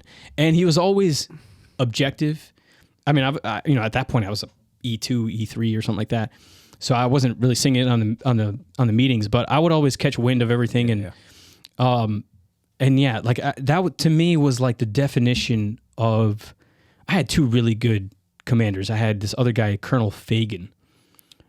This guy was a 10th Mountain Light Colonel, and he was like their whole thing was like the whole like they literally their whole shit was like the whole Spartan motto of like with your shield or on it. Yeah. But he had like, again, I don't know, man. It's just something about commanders. Like they don't just make them like that he used to. Yeah. Like he just had that like stoic, I'm going to stand on top of a fucking mountain. I remember we were doing left seat, right seat with the Marines because that's who we took over for in Medellin. And he was the commander and he was just standing like we were getting shot at. We just got hit by an IED. Like my truck had, this is my first, very first mission ever in Afghanistan. We just missed an IED. It just clipped the back of our Humvee and we stopped. Instead of gas and go, like stopped. And I'm watching all the Marines like just, they're like, take the hill. And they rode up the hill and you see the command, Colonel Fagan, he's just like, with his pistol. He's just like, you're getting us from over there. I'm like, what? I mean, this is exactly how it is in the movies. What the hell is this? This is nuts. Yeah. I remember I tapped out. I had a 240, 249. I was like, you guys take the top. I'll take the middle. I'll take this cover over here.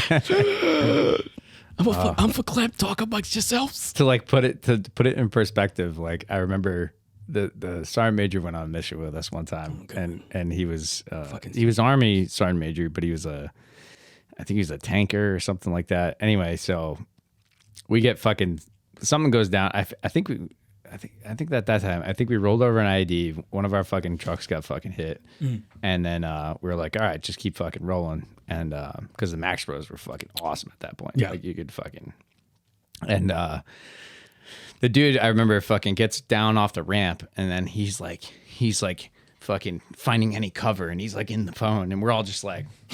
Dude, it's probably one dude. Like, come on, like, what the fuck? Like, it's just like, dude, the fucking trigger man's already gone, man. Yeah. Like, we're fucking, like, it is what it is. Yeah, like, fucking run, you know. And he just like, and I just remember like being like all fucking like all like hardcore, like fucking like and we're just like fucking standing there looking at him. We're like, what the fuck? Get back in the truck, son. What the fuck, dude? I remember my first patrol. It was just like, all right, fuck, dude. Like, what the hell? But I don't know. It's that whole fucking thing, Afghanistan, man. I think it's also funny to like think back to like a lot of these situations. Like, obviously they were terrifying most of the time. When I wouldn't even say terrifying, it was just like, oh shit, something that happened. Yeah. But like how preposterous the situations were. Like if you just really take yourself out of it and just be like, yeah, like it's just preposterous. I just remember a meeting right now where like, oh, so we heard they got like the hands on a dozen RPGs. They're strapping suicide bombs on kids now, so we're not going to hand out any candy. And we're just like, what the fuck? We're not going to live tomorrow. Yeah. Your brief was significantly different than ours. Like, you remember there's that? only one mirror on that. You remember that? At some point, we had those boxes and boxes of fucking candy sitting up in the, I was really sad for those kids. You know, it takes one suicide bomber to ruin everything. What that fucking first time we go out the wire, one rotten apple. Fucking we ripped with a unit, and they were actually it was the fucking mountain company guys from 182. We ripped with them, and they were running RGs. So those fucking RGs are like, yeah, they're pretty good or whatever. But we had like these new Max Pros that like we literally picked up from fucking JBAD and then drove them up there, and then had to drive the RGs back, and so. The RGs had like, you know how they have all the outer compartments? Yeah. Well, like they were all like lockable. Like you could lock all the individual compartments, and you couldn't open them from the outside unless you fucking I forget what the fuck you had to do. But the Max Bros didn't. So we fucking go on mission one day, and like fucking we're driving down the road, and then all of a sudden fucking there's like a fire extinguisher falling out. Like the kids are grabbing shit like out of our truck. We're just like fucking they got MREs, they got fucking water, they got fucking all this stuff, and I'm like, I guess we probably should lock those compartments because those fucking kids are just fucking insane. Everything was always getting stolen. Like we used to have the MREs in the back and all the shit on the Humvees. And like everything would just, by the time we came back, like we were missing fuel cans and fucking all sorts of dumb shit. It's just, just is what it is. I can take a piss real quick. Yeah, you're good. But yeah. So, hey, did you, when you guys left Medellin, did you guys have to go through Highway 1 to drive back, or did you guys fly? We drove. We drove from Medellin to Kabul. How fucking beautiful is that ride, dude? Fucking beautiful until you get to until you get to. So you go down south to like Highway 1. Fucking beautiful. There's like a giant fucking lake down the bottom there. Yep. and then we took a right. Yep. Kind of went through like Yeah, because you only I I don't know if it's still a T intersection, Yeah, right? yep. Like you can go left to JBAD Yeah. and right to Kabul. yeah. So we go right, Yep. and I forget what the fuck Khyber Pass or something like that. The Khyber Pass. Yeah. Yep. So you fucking go in it, right? And there's like white rocks all on Oh yeah. the side Trust of the me, wall. I remember. Whatever. I did that shit And 6 they're- times. Yeah, and they're all like fucking like old fucking minefields and shit, whatever. Mm-hmm. And Yep. so we're driving through, and there's literally like 1,000-foot cliffs on each side. Oh, yeah. Right. And I used to have a picture of him. like the fucking 50 couldn't even Yeah. like go up there, and we're like, Yeah. fuck, like let's go. And then the fucking trailer, the trailer fucking locks up, and like the brakes catch fire. And Oh, we're- no. And we're like, oh fuck! Like, so we stop in the middle of the Khyber Pass. We're just like, no. oh my god, And I'm- this is bad. This is real bad. And I don't think people understand like how big those cliff sides are. Like Dude, like literally 1,000 feet. like it's some Lord of the Rings shit. Like Yeah. some like and we're like going through the fucking then pass of Moria, bro. Yeah. Like, this is what we're fucking and then doing to right our, now. To our right is this fucking river with fucking Russian tanks in it. Yes. And we're just like they're all flipped over. yeah. And we're all just like, holy fuck. Dude, you're like the like- only person I know that's done it. That's fucking awesome. That's and we're fucking like, this is not good. Not a good situation. Literally like 2 guys with RPGs on the top of those fucking mountains would fuck us up. Do you remember Like, the, literally um, fuck us up? Do you remember like the switchback area? I don't remember what part of it was. Yeah, There's, it like, was this- like the lower bottom. But you edge got of like it, you whatever. literally go switchback. Yeah. It's like 7 or 8 yeah, to in get a out. row. I think it's to get out going south, right? Yes. To keep like if you're coming from Metalam, Yeah. you have to go all the way up just to get to Kabul. Yeah. Because eventually, like you Yeah. know, once that's like home Yep. stretch, then you get to the outside Yeah. of the city. And then it's like chill. But dude, we got stuck on the way back. So just as for context, when I got to Afghanistan, I was only 18 and I did not have my driver's license. I only practiced in my fucking driveway. And my platoon sergeant, Pete, love you, boy, he was like, "Hey, you're gonna be our driver." Like towards the end of the tour, like they were like, we're short on people. Like everybody's going on leave. They're like, "You're gonna be our driver." And we left. I think it was like midnight or Yeah. some shit like Yeah, that. it's about the same we time always we did left. night. We always did night ops. Like yeah. any drives that we did, like were at night. We got stuck in a fucking traffic jam because there was a landslide at the bottom of that switchback. So we're stuck behind jingle trucks, Oh yeah. Toyota Corollas, Crazy. everything. And I'm like, and at that point, I think I had been driving for 10 hours straight, like no brakes, all Red Bulls, and I was like dying. And I'm like, I think we're probably gonna die on this. Like we're stuck in a fucking traffic jam on the only road in the entire country. Yeah. Never again. Like I remember making it. We made it, I think, in the afternoon. Like we yeah. started at midnight and we got there. We got to Metalam like probably 06 the next day, the day after, or something like that. I was dead. It was fucking terrifying too. Like I'm like, you can't do anything, and like you would drive by certain trucks and like, but it's only one road. So and you know how thin it is. Like Yeah. you can't fit a jingle truck and a Humvee through. So like we had to pick and choose the sections that we got, and then we would just stay there and we're like, hey, hopefully we don't die. Let's go. And we were there for like an hour, right in the middle of that fucking pass, like with a fucking Yeah. trailer down. Hey, And we're did just you like, guys ever? Fuck. There was an alternate route that we had to take, where We didn't. So that was only the one trip we ever took from Kabul to. because that's the way we used to do our resupplies. Because we used to come like we used to Because we bring got everything through JBAD Yep. or through the air coming in at that. there was an alternate pass that we had to take, and we only took it once, and it was like some skeevy like if you guys ever played like Red Dead. Yeah. Or like you look at have you ever watched like a Bonanza where like they have those old coal mines and shit? Like it was like we passed by a coal mine and it was just like you're just gonna go up to the tippity top of this mountain that nobody's ever been on top of, and you're gonna look down. It was about like 10 or 11,000 feet, and I was like, what the fuck are we doing? I like looked down. I'm like, I can't even see. I can barely see the rivers. Yeah.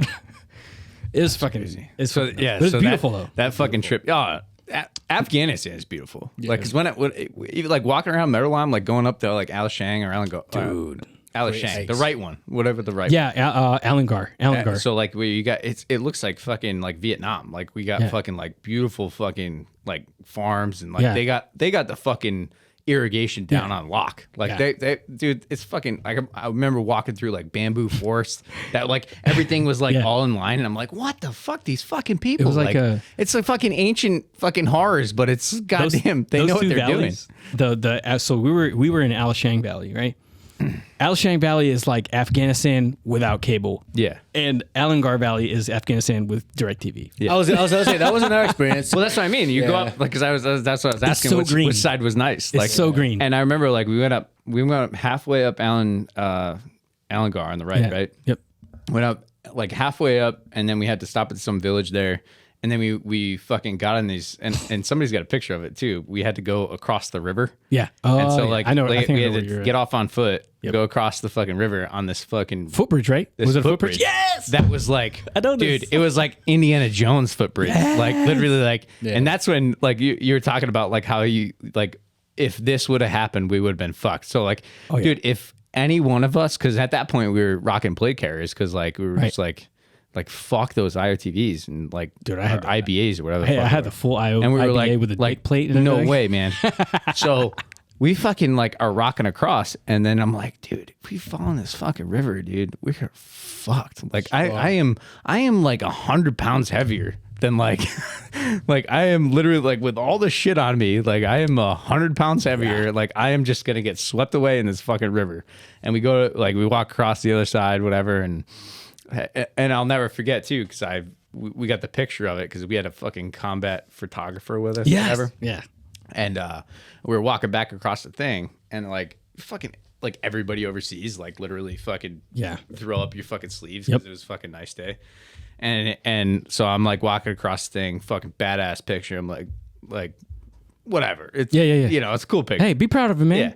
But so Nobody I get else back, gets those. But I get back to base, and then like, dude, it was like 2 hours later, and they fucking called me into a meeting. This fucking light colonel that I was talking to you about, the Air Force dude, and he was like, "Oh, what's happening right here? What is this?" I was like, Soldier of Fortune, motherfucker. I was like, walking across the fucking bridge. He's like, "Yeah, but what about your sleeves?" I'm like, that's gonna protect me? Yeah. That like, oh god. My So I had asshole. such a fucking, I had such a chip on my shoulder. Like I was a corporal. I signed my paperwork for E5 Don't even get me started. right on the deployment, Don't even get me and then never got promoted on deployment, Bro. and like had like congressmen from fucking Rhode Island come and be like, "Oh, it's happening, and I'm just like, yeah, great, thanks, and like so I'm a fucking really angry corporal and just taking it out on really anything that fucking can fucking do whatever. Anyway, so I feel your pain on that. so I fucking I remember I smashed my head fucking getting into the fucking the Max Pro one time, and I fucking smashed my head to go to the fucking medics or whatever. They're like, you're good, whatever. And then I was like, okay, cool, you know, all the stuff. And then we go to Kabul, and so now we're at Kabul, and I remember like just being so frustrated with like how the medical piece was going, like how fucked up, like I still have. Like my fucking brain hurts still from that hit. Like I know it does. And fucking, so nothing really to that story, but like just, so now we're in charge of like this police station bullshit. Like we have to like work with the police or the AMPs and fucking do this stuff. So we go there or whatever. And like, we're, you know, still like hearts and minds. Right. So we get there, and one of the police guys like fucking comes up, and he's like running over his kid, and I think I've told this story on this podcast before or whatever, but the kid's got fucking giant ball cancer, wicked bad. Like fucking, he's just fucking 10-year-old, fucking 6-year-old, whatever. Yeah. And we're like, fuck, like at least we can do is probably like get him some care, you know, whatever. Right. So we fucking go do that, and this is like the one of the two things that really bugs me from Afghanistan, right? And it has nothing to do with the fucking war. It's just like literally like the fucking politicized bullshit that goes on with it. So like we get back to base, and we're like, hey, like this is what happened. Like we want to get this kid fucking taken care of, whatever. So we bring the kid, like, hey, show up here, bring him to the medical tent, and like they fucking show up, and they do some screenings or whatever, and nothing crazy. And I'm like, what the fuck? Like they're not doing anything. And then like the doctor gives them like Flintstone vitamins. It's like, hey, here you go. Like, here you go. Some motion for your big balls. Yeah, we'll see what happens, whatever. And like, and I was just like, what the fuck? And I'm sitting there. I'm like, this is fucking stupid. And I fucking lost my fucking shit when the fucking like the PAO, whatever, like the public affairs people show up, and they show up, and all of a sudden they got cameras out. Now every fucking doctor in that place goes to this fucking kid and is like, oh, here you go, like doing the fucking stethoscope thing, like here you go, oh, getting my picture taken, sweet, oh yeah, I'm doing this, I'm doing that, and I'm like, are you like in the middle of this whole thing? Are you fucking kidding me? You fucking piece of shit, to like light colonels and stuff. I'm like, you fucking piece of shit. You get him fucking Flintstone vitamins. Like, least you could do is get him to fucking goddamn care somewhere in fucking Germany or wherever the fuck. Dude, like, I feel that. Yeah, okay, the kid's got to get his balls chopped off, but like, whatever. At least it fucking, you want this hearts and minds bullshit, like stuff. And from that point on, I couldn't go to the med thing without a escort, but but that was like their like thing of it, like all right, so you're preaching these hearts and minds, but now we're trying to take care of this one fucking kid, and you are just gonna fucking make a photo op out of it. And I was just like, and that besides fucking one of our dudes like getting fucking fucked up, that one thing is the one thing that I'm like, dude, that and if that's PTSD, then sure, but I don't know what it is. That's what I wanted to ask you too, because as we've heard, Miguel is kind of like, I guess, epiphany, and me listening to Miguel kind of helped, huh? I said many of them. Yeah, I've had a ton, dude. And I kind of been connecting my dots as I listen to his story as well. What about you, man? You feel like you've been connecting any dots, with your shit? Yeah, I think hearing you talk about that, like maybe I had some stuff probably before the deployment that like kind of exacerbated some stuff, and I'd love to maybe ask about that when I'm out of the military. Yeah. But like, which sucks because now you're like, oh well, you can't just go do that now. Here's a pro tip. Yeah. Go civilian side. Yeah. And don't fucking talk to anybody in the fucking military. Keep it to your fucking self. Yeah. Civilian side is the way to go. Yeah, no, definitely. So, besides from that, like I'm like, the stuff you're saying makes like perfect sense, because I was like, fucking ADD, like I've never fucking tried the ADD thing. Like maybe that is a fucking issue, because I do, like the stuff you're saying, I'm like, yeah, that makes sense. Like fucking remembering names and fucking people, and like I have a fucking shitty memory, so that kind of stuff. But like, I don't know. I mean, I feel like I took a lot more from Afghanistan. I don't know if it was because we weren't in firefights every day, and we weren't like, we were getting blown up here and there, but it wasn't like I don't know, it wasn't as Spartan or warrior type, like as what I thought of war being. And it was like those instances where like we're here for this one thing, and now you don't want to do it, like, so like the kid thing, like tons of kids there or whatever, but like I was like, what the fuck are we doing as a like as humankind, right? We're supposed to be here, like doing something for people. That's why I'm getting at with a nobility thing, like that noble like knight. But yet when we try and do it, or like it was some sort of effect to do it, it was just fucking stomped on. And I was just like, I really thought like that we were here for the people. Right. And then to realize that it wasn't that. And I was just like, it's hearts and minds only until it. Yeah, it's hearts only and as long minds. as it suits us, or it suits the public perception. Yeah, and I think that's why like Afghanistan, and then that brings up the whole there. So like, I don't know if you listened to anything before or whatever, but the one of the dudes we lost, we actually like, it was a fucking I don't know if you just hit me with it, man. Just yeah. So let's like, talk about it. We literally like, we were at the firing range, and like all, how the kids are all about the brass casings. They're fucking crazy about them whenever at the range. Yeah. Forgot about that. So we fucking mount up. We're like getting ready to leave, and then the fucking kids just let go. They fucking lose it. And our fucking PL was like, hey, like, let's go, get the fuck out. Yeah. And we still had dismounts. So one of the dismounts fucking got under the truck and fucking like literally under the truck. You know, he didn't survive because we ran over him. You know what I mean? Like, Right. so that's like, and it wasn't war. It was just Right. a fucking shitty incident Right. happen. Right. But like, that's when I think about Afghanistan and that, like, the issues I have, Yeah. it's because of those incidents, not so much like the wartime incident. Yeah. I mean, it's like weird. Oh, so just so I understand it correctly, so the dismount passed away because he was trying to get to a kid or Yeah, that was Okay. like under the truck or whatever. Okay. You know, trying to get him out or whatever. And it's like, and it's been obviously a hot fucking minute since that happened, but like still to this day, I'm like, and I was the rear gunner in the rear truck. Yeah. And I was just like, hey, I'm gonna sit here in this truck because it's my job, is Right. to like be like the rear security Right. right now. Right. Like, I want to get out. Like, I want to fucking go help. Right. And it just being like dispatched to that where you can't help or can't do anything. Yeah, the helplessness. And it's just like that has been one thing that's like fucking held me on for such a long time.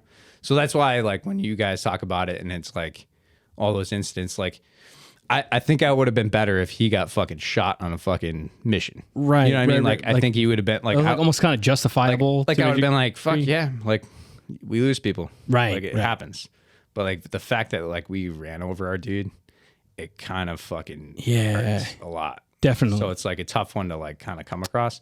Yeah. And that's why, so like, I'd say like there's like levels of PTSD where For sure. people like kind of talk about it, and like you don't have it because you associate it with war.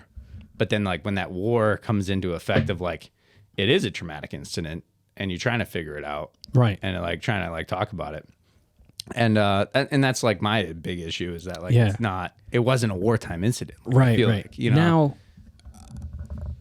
yeah, please, now you please, can yeah. say red light if you want to. No, please. Because I'm gonna play devil's advocate. Yeah, please do.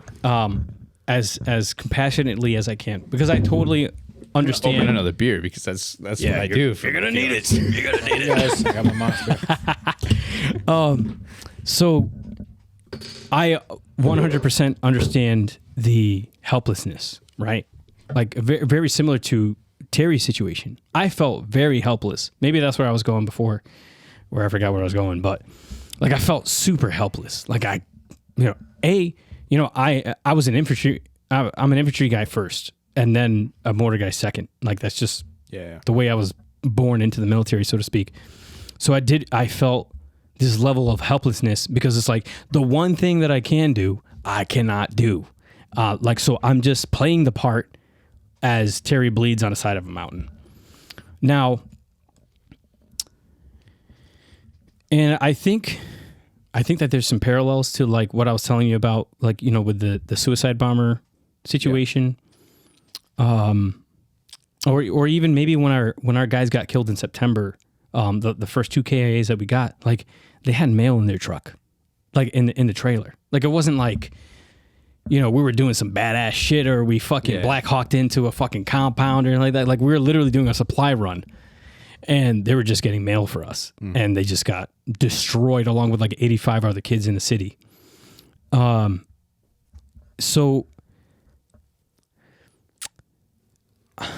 here's my, and I think this just goes to how do you feel? This goes kind of along with like, how do you feel about like when somebody dies or like yourself? So like the way I've always looked at it, Staff Sergeant Paul and Sergeant First Class Meredith, those are the two that were killed in Kabul. And, you know, on one hand, I could say they died for mail. Like, if you just think of it objectively, like, that's what happened. Like, they were getting our fucking... Hustler magazines and fucking just Red Bulls, just a bunch like, of bullshit that we didn't fucking need, right? But it was morale, right? So that is important, especially as an NCO, time, right? yeah. Morale is important. So who's to say that maybe this guy I don't know who it was, so I apologize if I sound disrespectful. That he felt like in that moment that he was doing the thing that he knew that he needed to be doing in Afghanistan, saving hearts and minds, right? Yeah. Saving a kid. And that's what I hope. It's difficult, right? That is what I hope that happened. Like I really do. Like I So then pick really that. do hope that. So then pick that. Yeah. Right? Because I think at the end of the day, and again, I'm not trying to sound like I'm diminishing anything because trust me, I get it. Yeah. I get it. At the end of the day, I think the most important thing is that we have the choice. Yeah. We have the choice to write the narrative. Yeah. Right? So, as much as I want to say these, my friends, although I didn't know Sergeant First Class Howard that well, but the week prior to Staff Sergeant Paul being killed, him and I spent 8 hours in the tower, and we talked about how like this was his 4th tour. Yeah. He had kids. Like he was done. He was gassed out. He had done a bunch of different MOSs, and he was like, I can't do this shit anymore, man. I'm fucking 40. I gotta get the fuck out. And he died over fucking mail. Yeah. So I can look at it that way for sure. But what is it going to breed? It's just going to breed resentment towards our country, and not only that, but like it's really going to disrespect. And again, this is just the way I feel. Like it's just going to disrespect the duty and the sacrifice of the moment, like he was doing. So, eventually at some point I'm gonna have to have the fucking death conversation with my daughter. But I've always viewed death as, these people that die, whether it's Lou, whether it's Sergeant First Class Howard, your friend overseas, Edwin Rivera, Bittner, all these guys, we could look at it from a fucking pessimistic way. Yeah. Right? But why is it so hard for us to look at it from the positive way? Like a hey, this guy, Lou's a little bit more difficult, right? Because, he was battling his own demons. But why can't we remember the things about them? Why is it so difficult for us to do that? Like, why can't we, like, whenever I think about machine guns, or if I'm watching, I like to watch Forgotten Weapons a lot on YouTube. Yeah. About like random ass shit that they try to make, and every time I hear machine gun, I think of Lou. That might not be the best fucking picture, but like I remember Lou. I remember what he stood for. Yeah. I remember his tenacity, his unwavering, just get the fuck after it. I think about Staff Sergeant Paul and his compassion as a man and as a father. And Sergeant First Class Howard, of how, she was just like kind of like this Mother Goose kind of E7. She was like in her 50s. Why is it so hard for us to just pick that instead of, it's fucking bullshit. Like they fucking died getting me some Hustler magazines and all this other crap. Yeah. So I think the important part is like, we have the choice to remember them how we want to. Yeah. And we can own that regardless of whatever everybody else thinks. But I'm pretty sure and a lot of other people would echo this, like that we are all going to remember Lou for being Lou. Like the fact that 3 of us I've never met you. No. Yeah. I'm not saying that I don't know Terry, but like we barely know each other. Like we haven't had like really deep discussions, but like how the fuck did we manage to just remember all the things, the same things about Lou? Yeah. So is it difficult?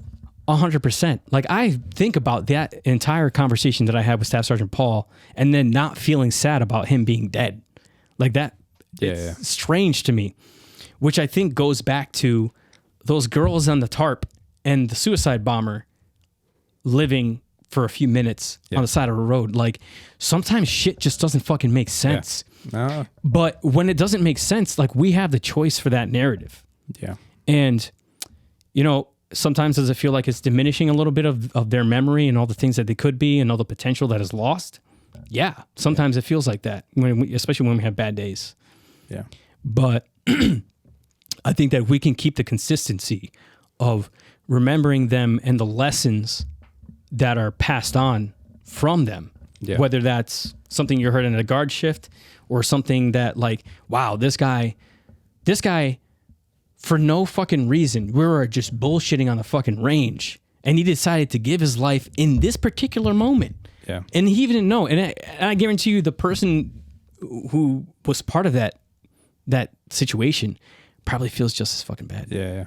If not worse. Yeah. Because although we all felt helpless in those particular moments, but that driver probably feels horrendous. And that was one of the things too. Like we were fucking super worried about, and like, I mean, I haven't talked to the kid in a while, or whatever, but like that's like, and I think what we did was, and to, right or wrong, the PL at the time was he made some horrible decisions during the deployment, and this was like kind of like halfway through or whatever, and like we kind of based it on him. We were like, fucking that, if that dude didn't make that call, like we would have been fucking good.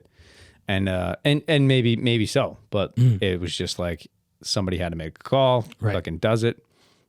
You know, whether he saved a kid or not, you know, that's the story that got out, which I'm fucking grateful for.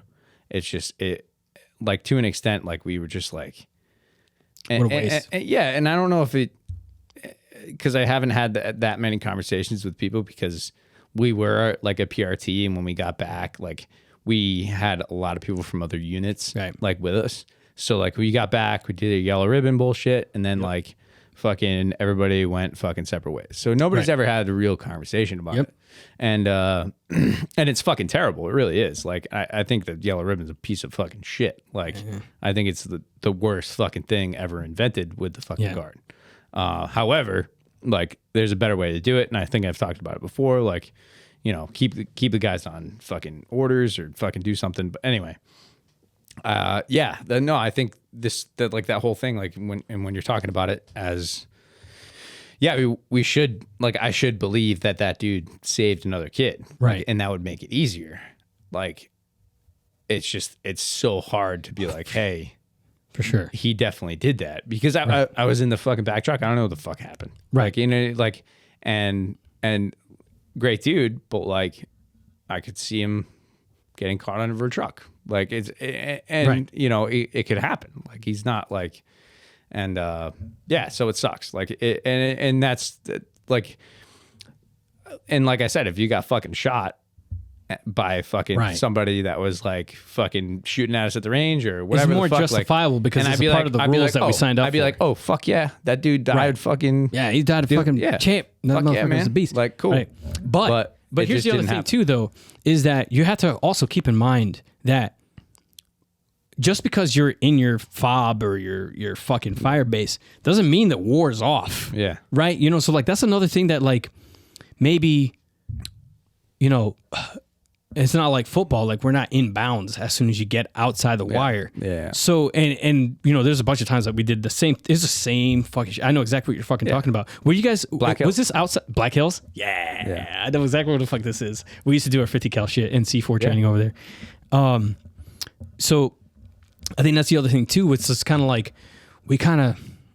And I'm not saying that you felt this way, but I know I felt this way. Like there's a certain level of complacency, like because we knew we were close. It was exactly. I mean, that was the exact thing too. Like we could still see. Was it Tower 3? Because I remember like that day, like no other in Afghanistan do I remember like that day, right? So I mean, we were out there. We were fucking shooting 249s by the hip, 240s by the hip. We were fucking 50 cal, Mach 19s. Were you just looking at my fucking pictures from our first tour? Like we were literally just fucking going to town because we had fucking shit ton of ammo. Like we had stockpiles of shit. Like it was like Metal Arm was full of fucking ammo.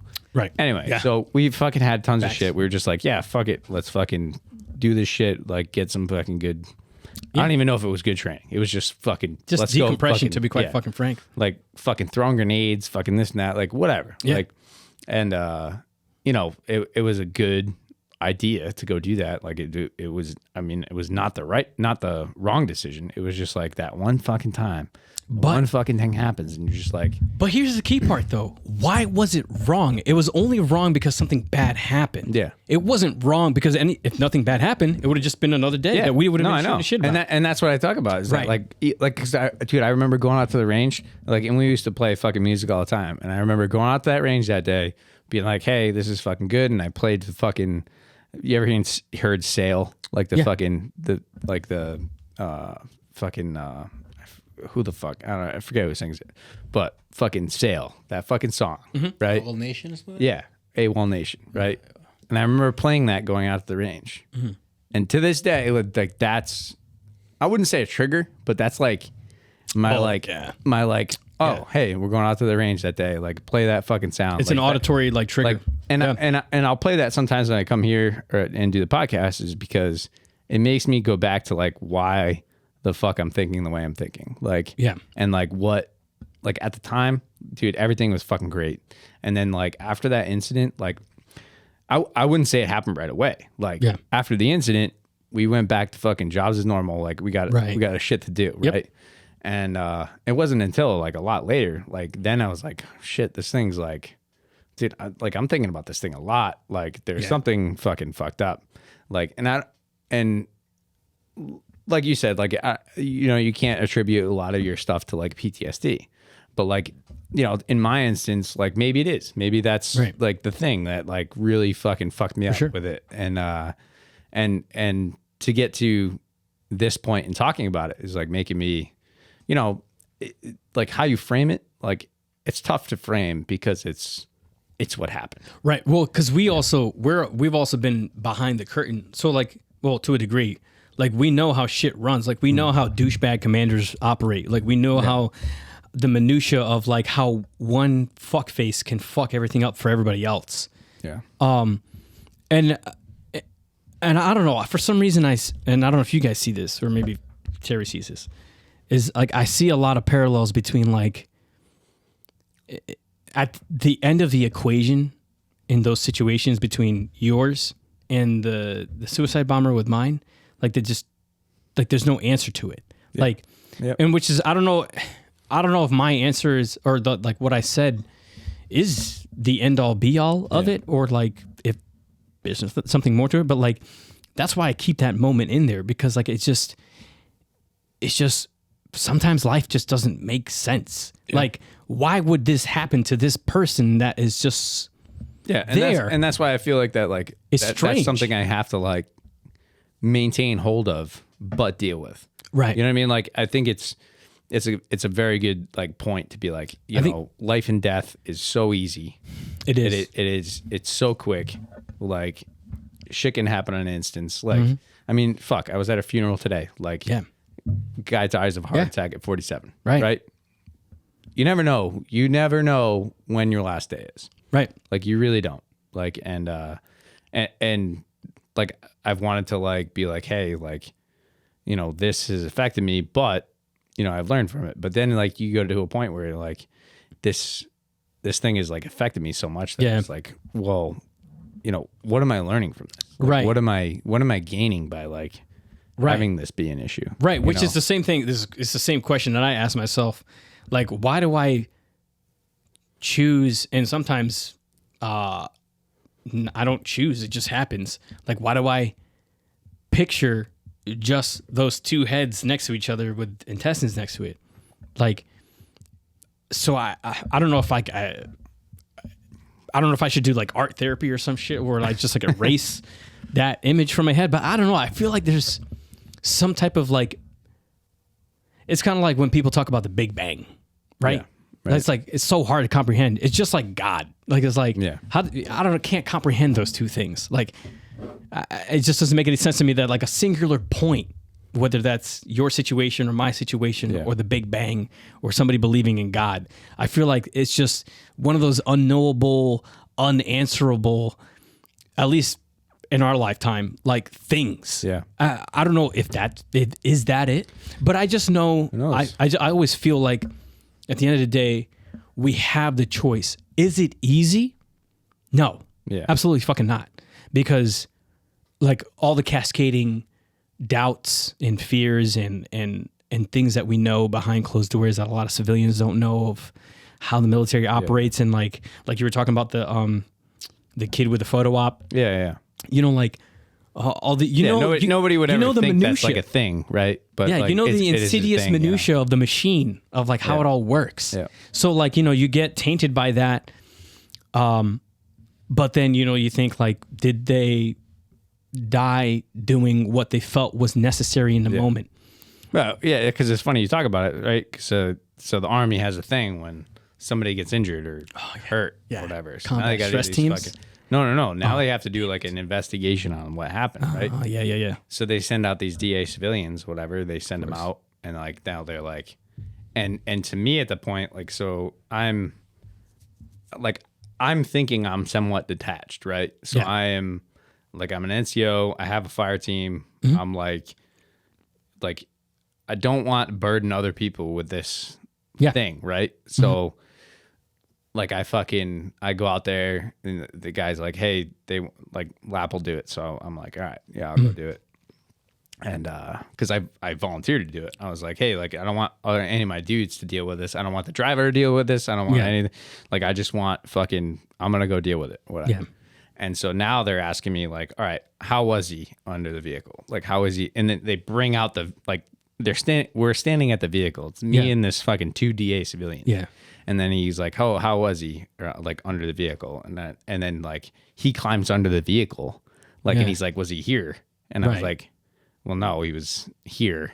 Like, because I saw the aftermath, obviously. Right. Like, so he was here, and then like, and to me, I was protecting. Like, I thought I was protecting like other people from having to deal with that, which maybe I did, but like, I didn't realize like it would like affect me as much because I was like, no, I will handle this and I will be good with it.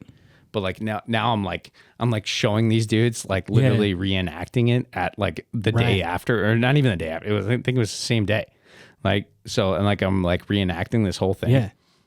And I'm like showing them this or whatever, and they're putting chalk marks in the vehicle and this, that, and I'm just like, and now that I think about it, I'm like, fuck, dude, like that shit was fucked up. Like, well, that's like, that's the equivalent. That's the equivalent of like asking a rape victim, like, how did he fuck you? Yeah. Like, that's really like, how did it touch you on the doll? Show me on the doll. Yeah.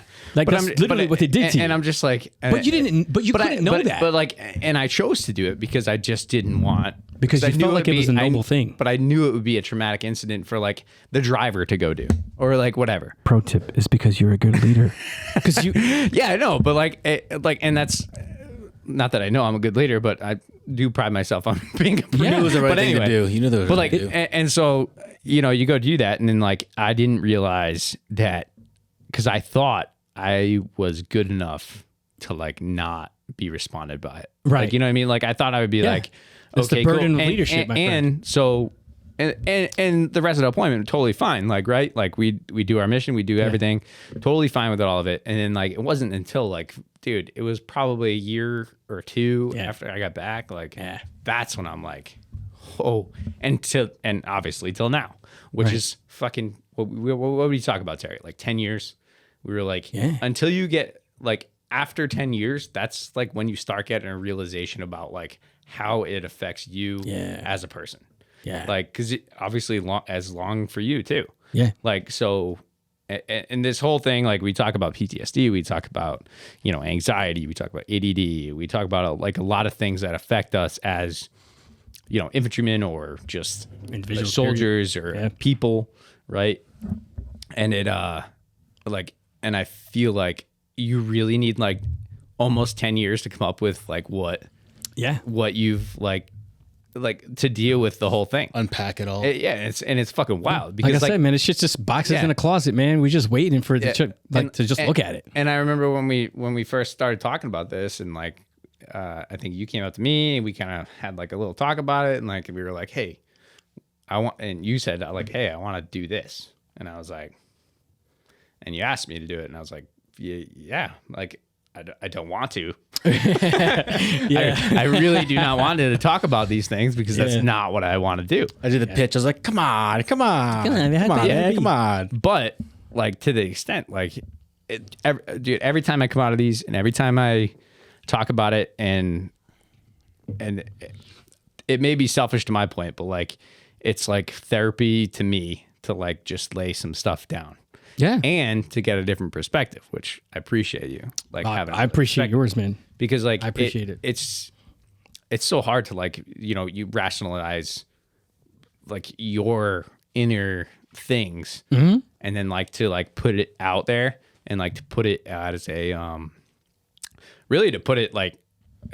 And I think the video cameras help. Like I think it's like, and the recording helps. Is that you put it out there. You don't sugarcoat it. Yeah, you're not bashful by it. Like you just thought like it's out there and it's there. Yeah. And then it's like kind of gone a little bit more from your conscience. Like you're just kind of like it's here, Yeah. And that's why I keep coming back to this. I love it. I think it's, Me too. I think it's like super helpful. And fucking Terry, man. I think the important part to remember is for all of us and for anybody else listening or watching is that at the end of the day, you still have a choice, regardless of how insignificant you feel like it might be, because the more insignificant it feels, it just means that you really haven't really understood yourself or asked those right questions, right? Playing it off. Yeah.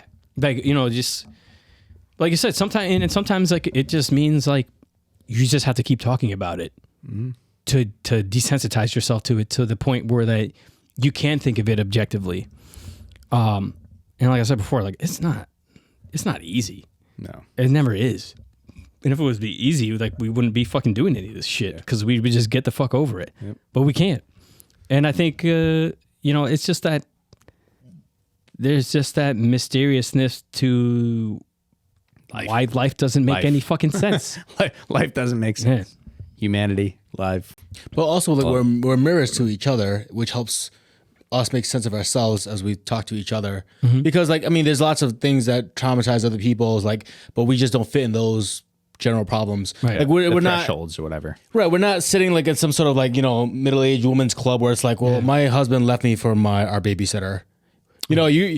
You were talking about we ran over one of our guys and he's dead. You're like, well, I saw two girls get blown up and I see their heads. Yeah. You know what I mean? It's a different conversation we're having.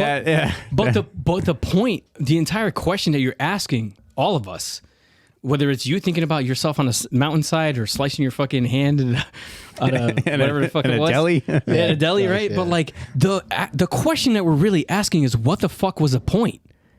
And if you're asking what the fuck was the point, then just make it up for yourself. Stop letting other people dictate what the point is for you, because you're going to have the right-wing guys of like fucking God and country and bullets and bacon. And you got the left side is like fucking vaccines, everybody fucking save each other. And it's like, just pick your fucking stance. Real quick, maybe I want to inject because I feel in my heart like that's my bad. I'm sorry. No, it's all good. No, I feel like maybe because I don't feel like I question what's the point. Like, I'm fine. I don't give a fuck what people think about. It's because you're Terry. You're a hard motherfucker. But I feel like maybe the question is, what is your question? What is eating you up? Why is it eating you up? I feel like there's a different thing that's eating you up. Maybe you haven't gotten to the root of understanding what is eating up. Because for me, I knew, like, I hated the fact that I was getting angry. But I didn't really ask enough questions until I heard your story. And I was like, oh, shit, it really goes back to my childhood. Yeah. Because to me, it was like, well, it's got to be something with the military. But I don't know, something about me asking a question constantly, like, what the fuck is it making me feel like I'm some sort of like on the brink of like an animal, like, you know what I mean? If I lose my shit, I hate that. You know what I mean? Yeah. Yeah. I mean, it is your whole real being. I mean, like there's one incidents that do happen, like the one I'm talking about and stuff like that, are not just, it's not just Afghanistan, right? Like it's your whole like premise with life, right? So, I had like a good childhood and stuff like that, and I did all this stuff or whatever, but I just felt that I needed more in my life. Mm-hmm. So that's why I joined like the Guard and the Army. And then you do the stuff and then there's consequences that like really nobody ever prepared you for. Like nobody's like, hey, these are the stuff you got to think about dealing with or whatever. Yeah. And I think so people are so detached, not people, but like organizations and like things that happen, like there's no golden answer to anything, right? There's no like, hey, let me write up the book of you guys running over yourselves. All right. This is what you need to do when you run over a dude, or this is what you need to do when, fucking somebody dudes on a male fucking run. Like there's no answer to any of that. Like, because there's so many variables. So like you have to like, And I like where you're going with that, is that like you have to kind of think of it as like you got to make your own real adjustment to it, and you have to like really like be like, hey, well, no, but the mail was important, like, and 2 dudes died because of the mail, Right. Like, but it wasn't just the mail; it was a mission that was going on, right? So like I can see exactly what you're saying with everything, and like I just think like it's not just that incident, right? So it's really your whole life has to be involved in like your realization of your health, like, right? Yeah. Like health, and I throw a health out there, but like it's, you know, I feel like that like at a certain point you have to like humanitize yourself. You have to be like, you know, I'm this person because I believe this. Right. However, like it's very difficult to get there. Right. Well, but like, and I'm not there. I know I'm not. It's but a balance line of being objectively, like looking at your past objectively, whether that's Afghanistan or your entire culmination of your life. And this is just my philosophy on it. Looking back objectively, but not chastising yourself for the decisions or just indecisions that you had, because the past is the past. Like you can't do fuck all about it. So why? And this goes for me too. Like, why do we have such a propensity to just pick the worst fucking thing? Yeah. Like, pick the best thing. And this is why I was talking about the whole conversation of like, how do we feel about death? How do you feel about the afterlife? Because I guarantee you, if you had a solid belief, regardless if it's some fucking cookie cutter religion or if you want to be a Jedi Knight, I don't give a shit. Just pick something, right? Pick the thing that feels like it fits your narrative, and your friend's death or your comrade or your peer or your parents or anybody in your life that's significant, it'll just make it that much easier. Like, none of these things are easy. Yeah. But we just decide to not have these conversations. And that's why I go back to everybody's going around trying to find answers but not looking for the truth, or like keeping ourselves blind to it. Like, we live in a society now, I don't mean to sound like a fucking joker right now, but you know, we live in a society now where we just want to patch things. We don't want to look at shit. We don't want to uncover.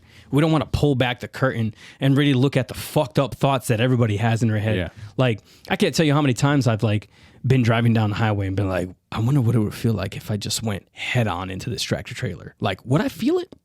I don't know. But I've never had that inkling to like try it out. But like, you can't tell me that these aren't any kind of fucking thoughts that haven't passed through your mind. Well, I mean, once, and at no, least once. and no one would ever know that you turn that wheel. Like, Right, like, exactly. it's like, But like, we choose to not have any of these conversations. We just choose to kind of just go by the status quo and just do enough for each other or for ourselves, like to just survive. We also live in a society now where like money is your primary resource. It's no longer fur and fucking meat and berries and making sure that your legacy stays alive with children. Like, it's all encompassed into that, like all together.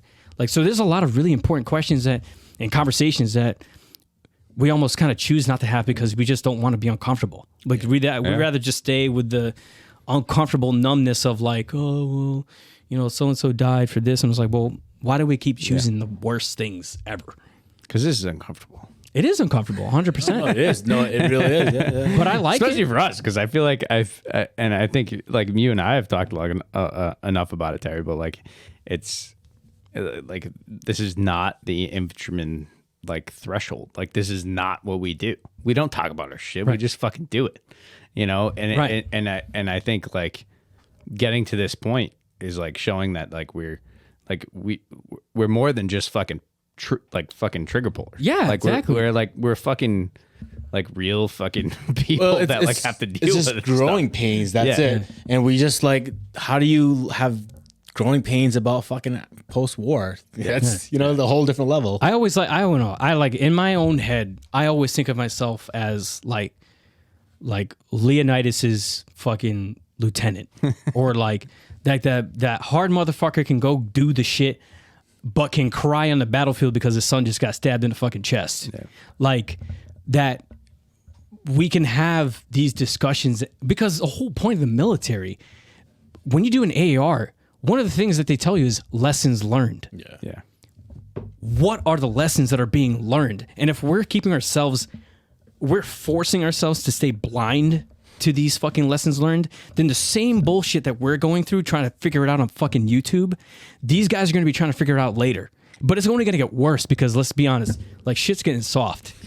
Shit's getting real fucking soft. All right, that's a good point, and probably just try to wrap it up now. All right, let's and so because you said that, it strikes me really good. Like, I'm gonna sign off with one thing, and I think that anyone who's potentially watching, I doubt it because it's super long, but if you're watching, you're some random person, and you're a vet, as obvious as it may seem, like, no matter how fucking stupid you feel your thought is, you're not the only one who's been there. You know what I mean? Like, when you say, like, oh, like, I'm driving 80 miles an hour, like, what if I just turn the wheel and go into this, tractor trailer? If you're afraid, like, someone's, like, judging you for that, you think you're maybe you feel like you're a little bitch, you're feeling weak, or you're just weird, or, like, there's something wrong with you, you're fucking normal. You're fucking normal, dude. Like, you should be sitting in the same room with us. You know what I mean? Yeah. You know what I mean? So, like, we're 10 years easily removed from our deployment, and we're just trying to work shit out right now. Coming up on 2012. Yeah, so it's like, So shout out to you guys if you guys are watching, and I don't know whoever's watching this thing, but yeah, fucking show us up and fucking come on, man. We want to talk your piece. yeah, let's fucking have the tough conversations. So that's all I wanted to throw out there. I want to make it mushy Good. because I'll bring in the mushiness. Like, I love you guys very much. I feel like a lot of men don't really say that enough. Yeah. And I feel like it's okay. Love you too. I love you too, man. I appreciate it. Especially my Melanon brother. Goes, Strong feelings too. Strong feelings too. I love you, man. I love you. I love you guys. I love you guys. Have these conversations. Yeah. Thanks for having you on, man. Do it. It's fucking great. I thoroughly enjoy these things, and Me too. I think it's really helpful for us and for other people. So, yeah. Fuck yeah. All right, Cool. guys. Till next time. All right. Till next time.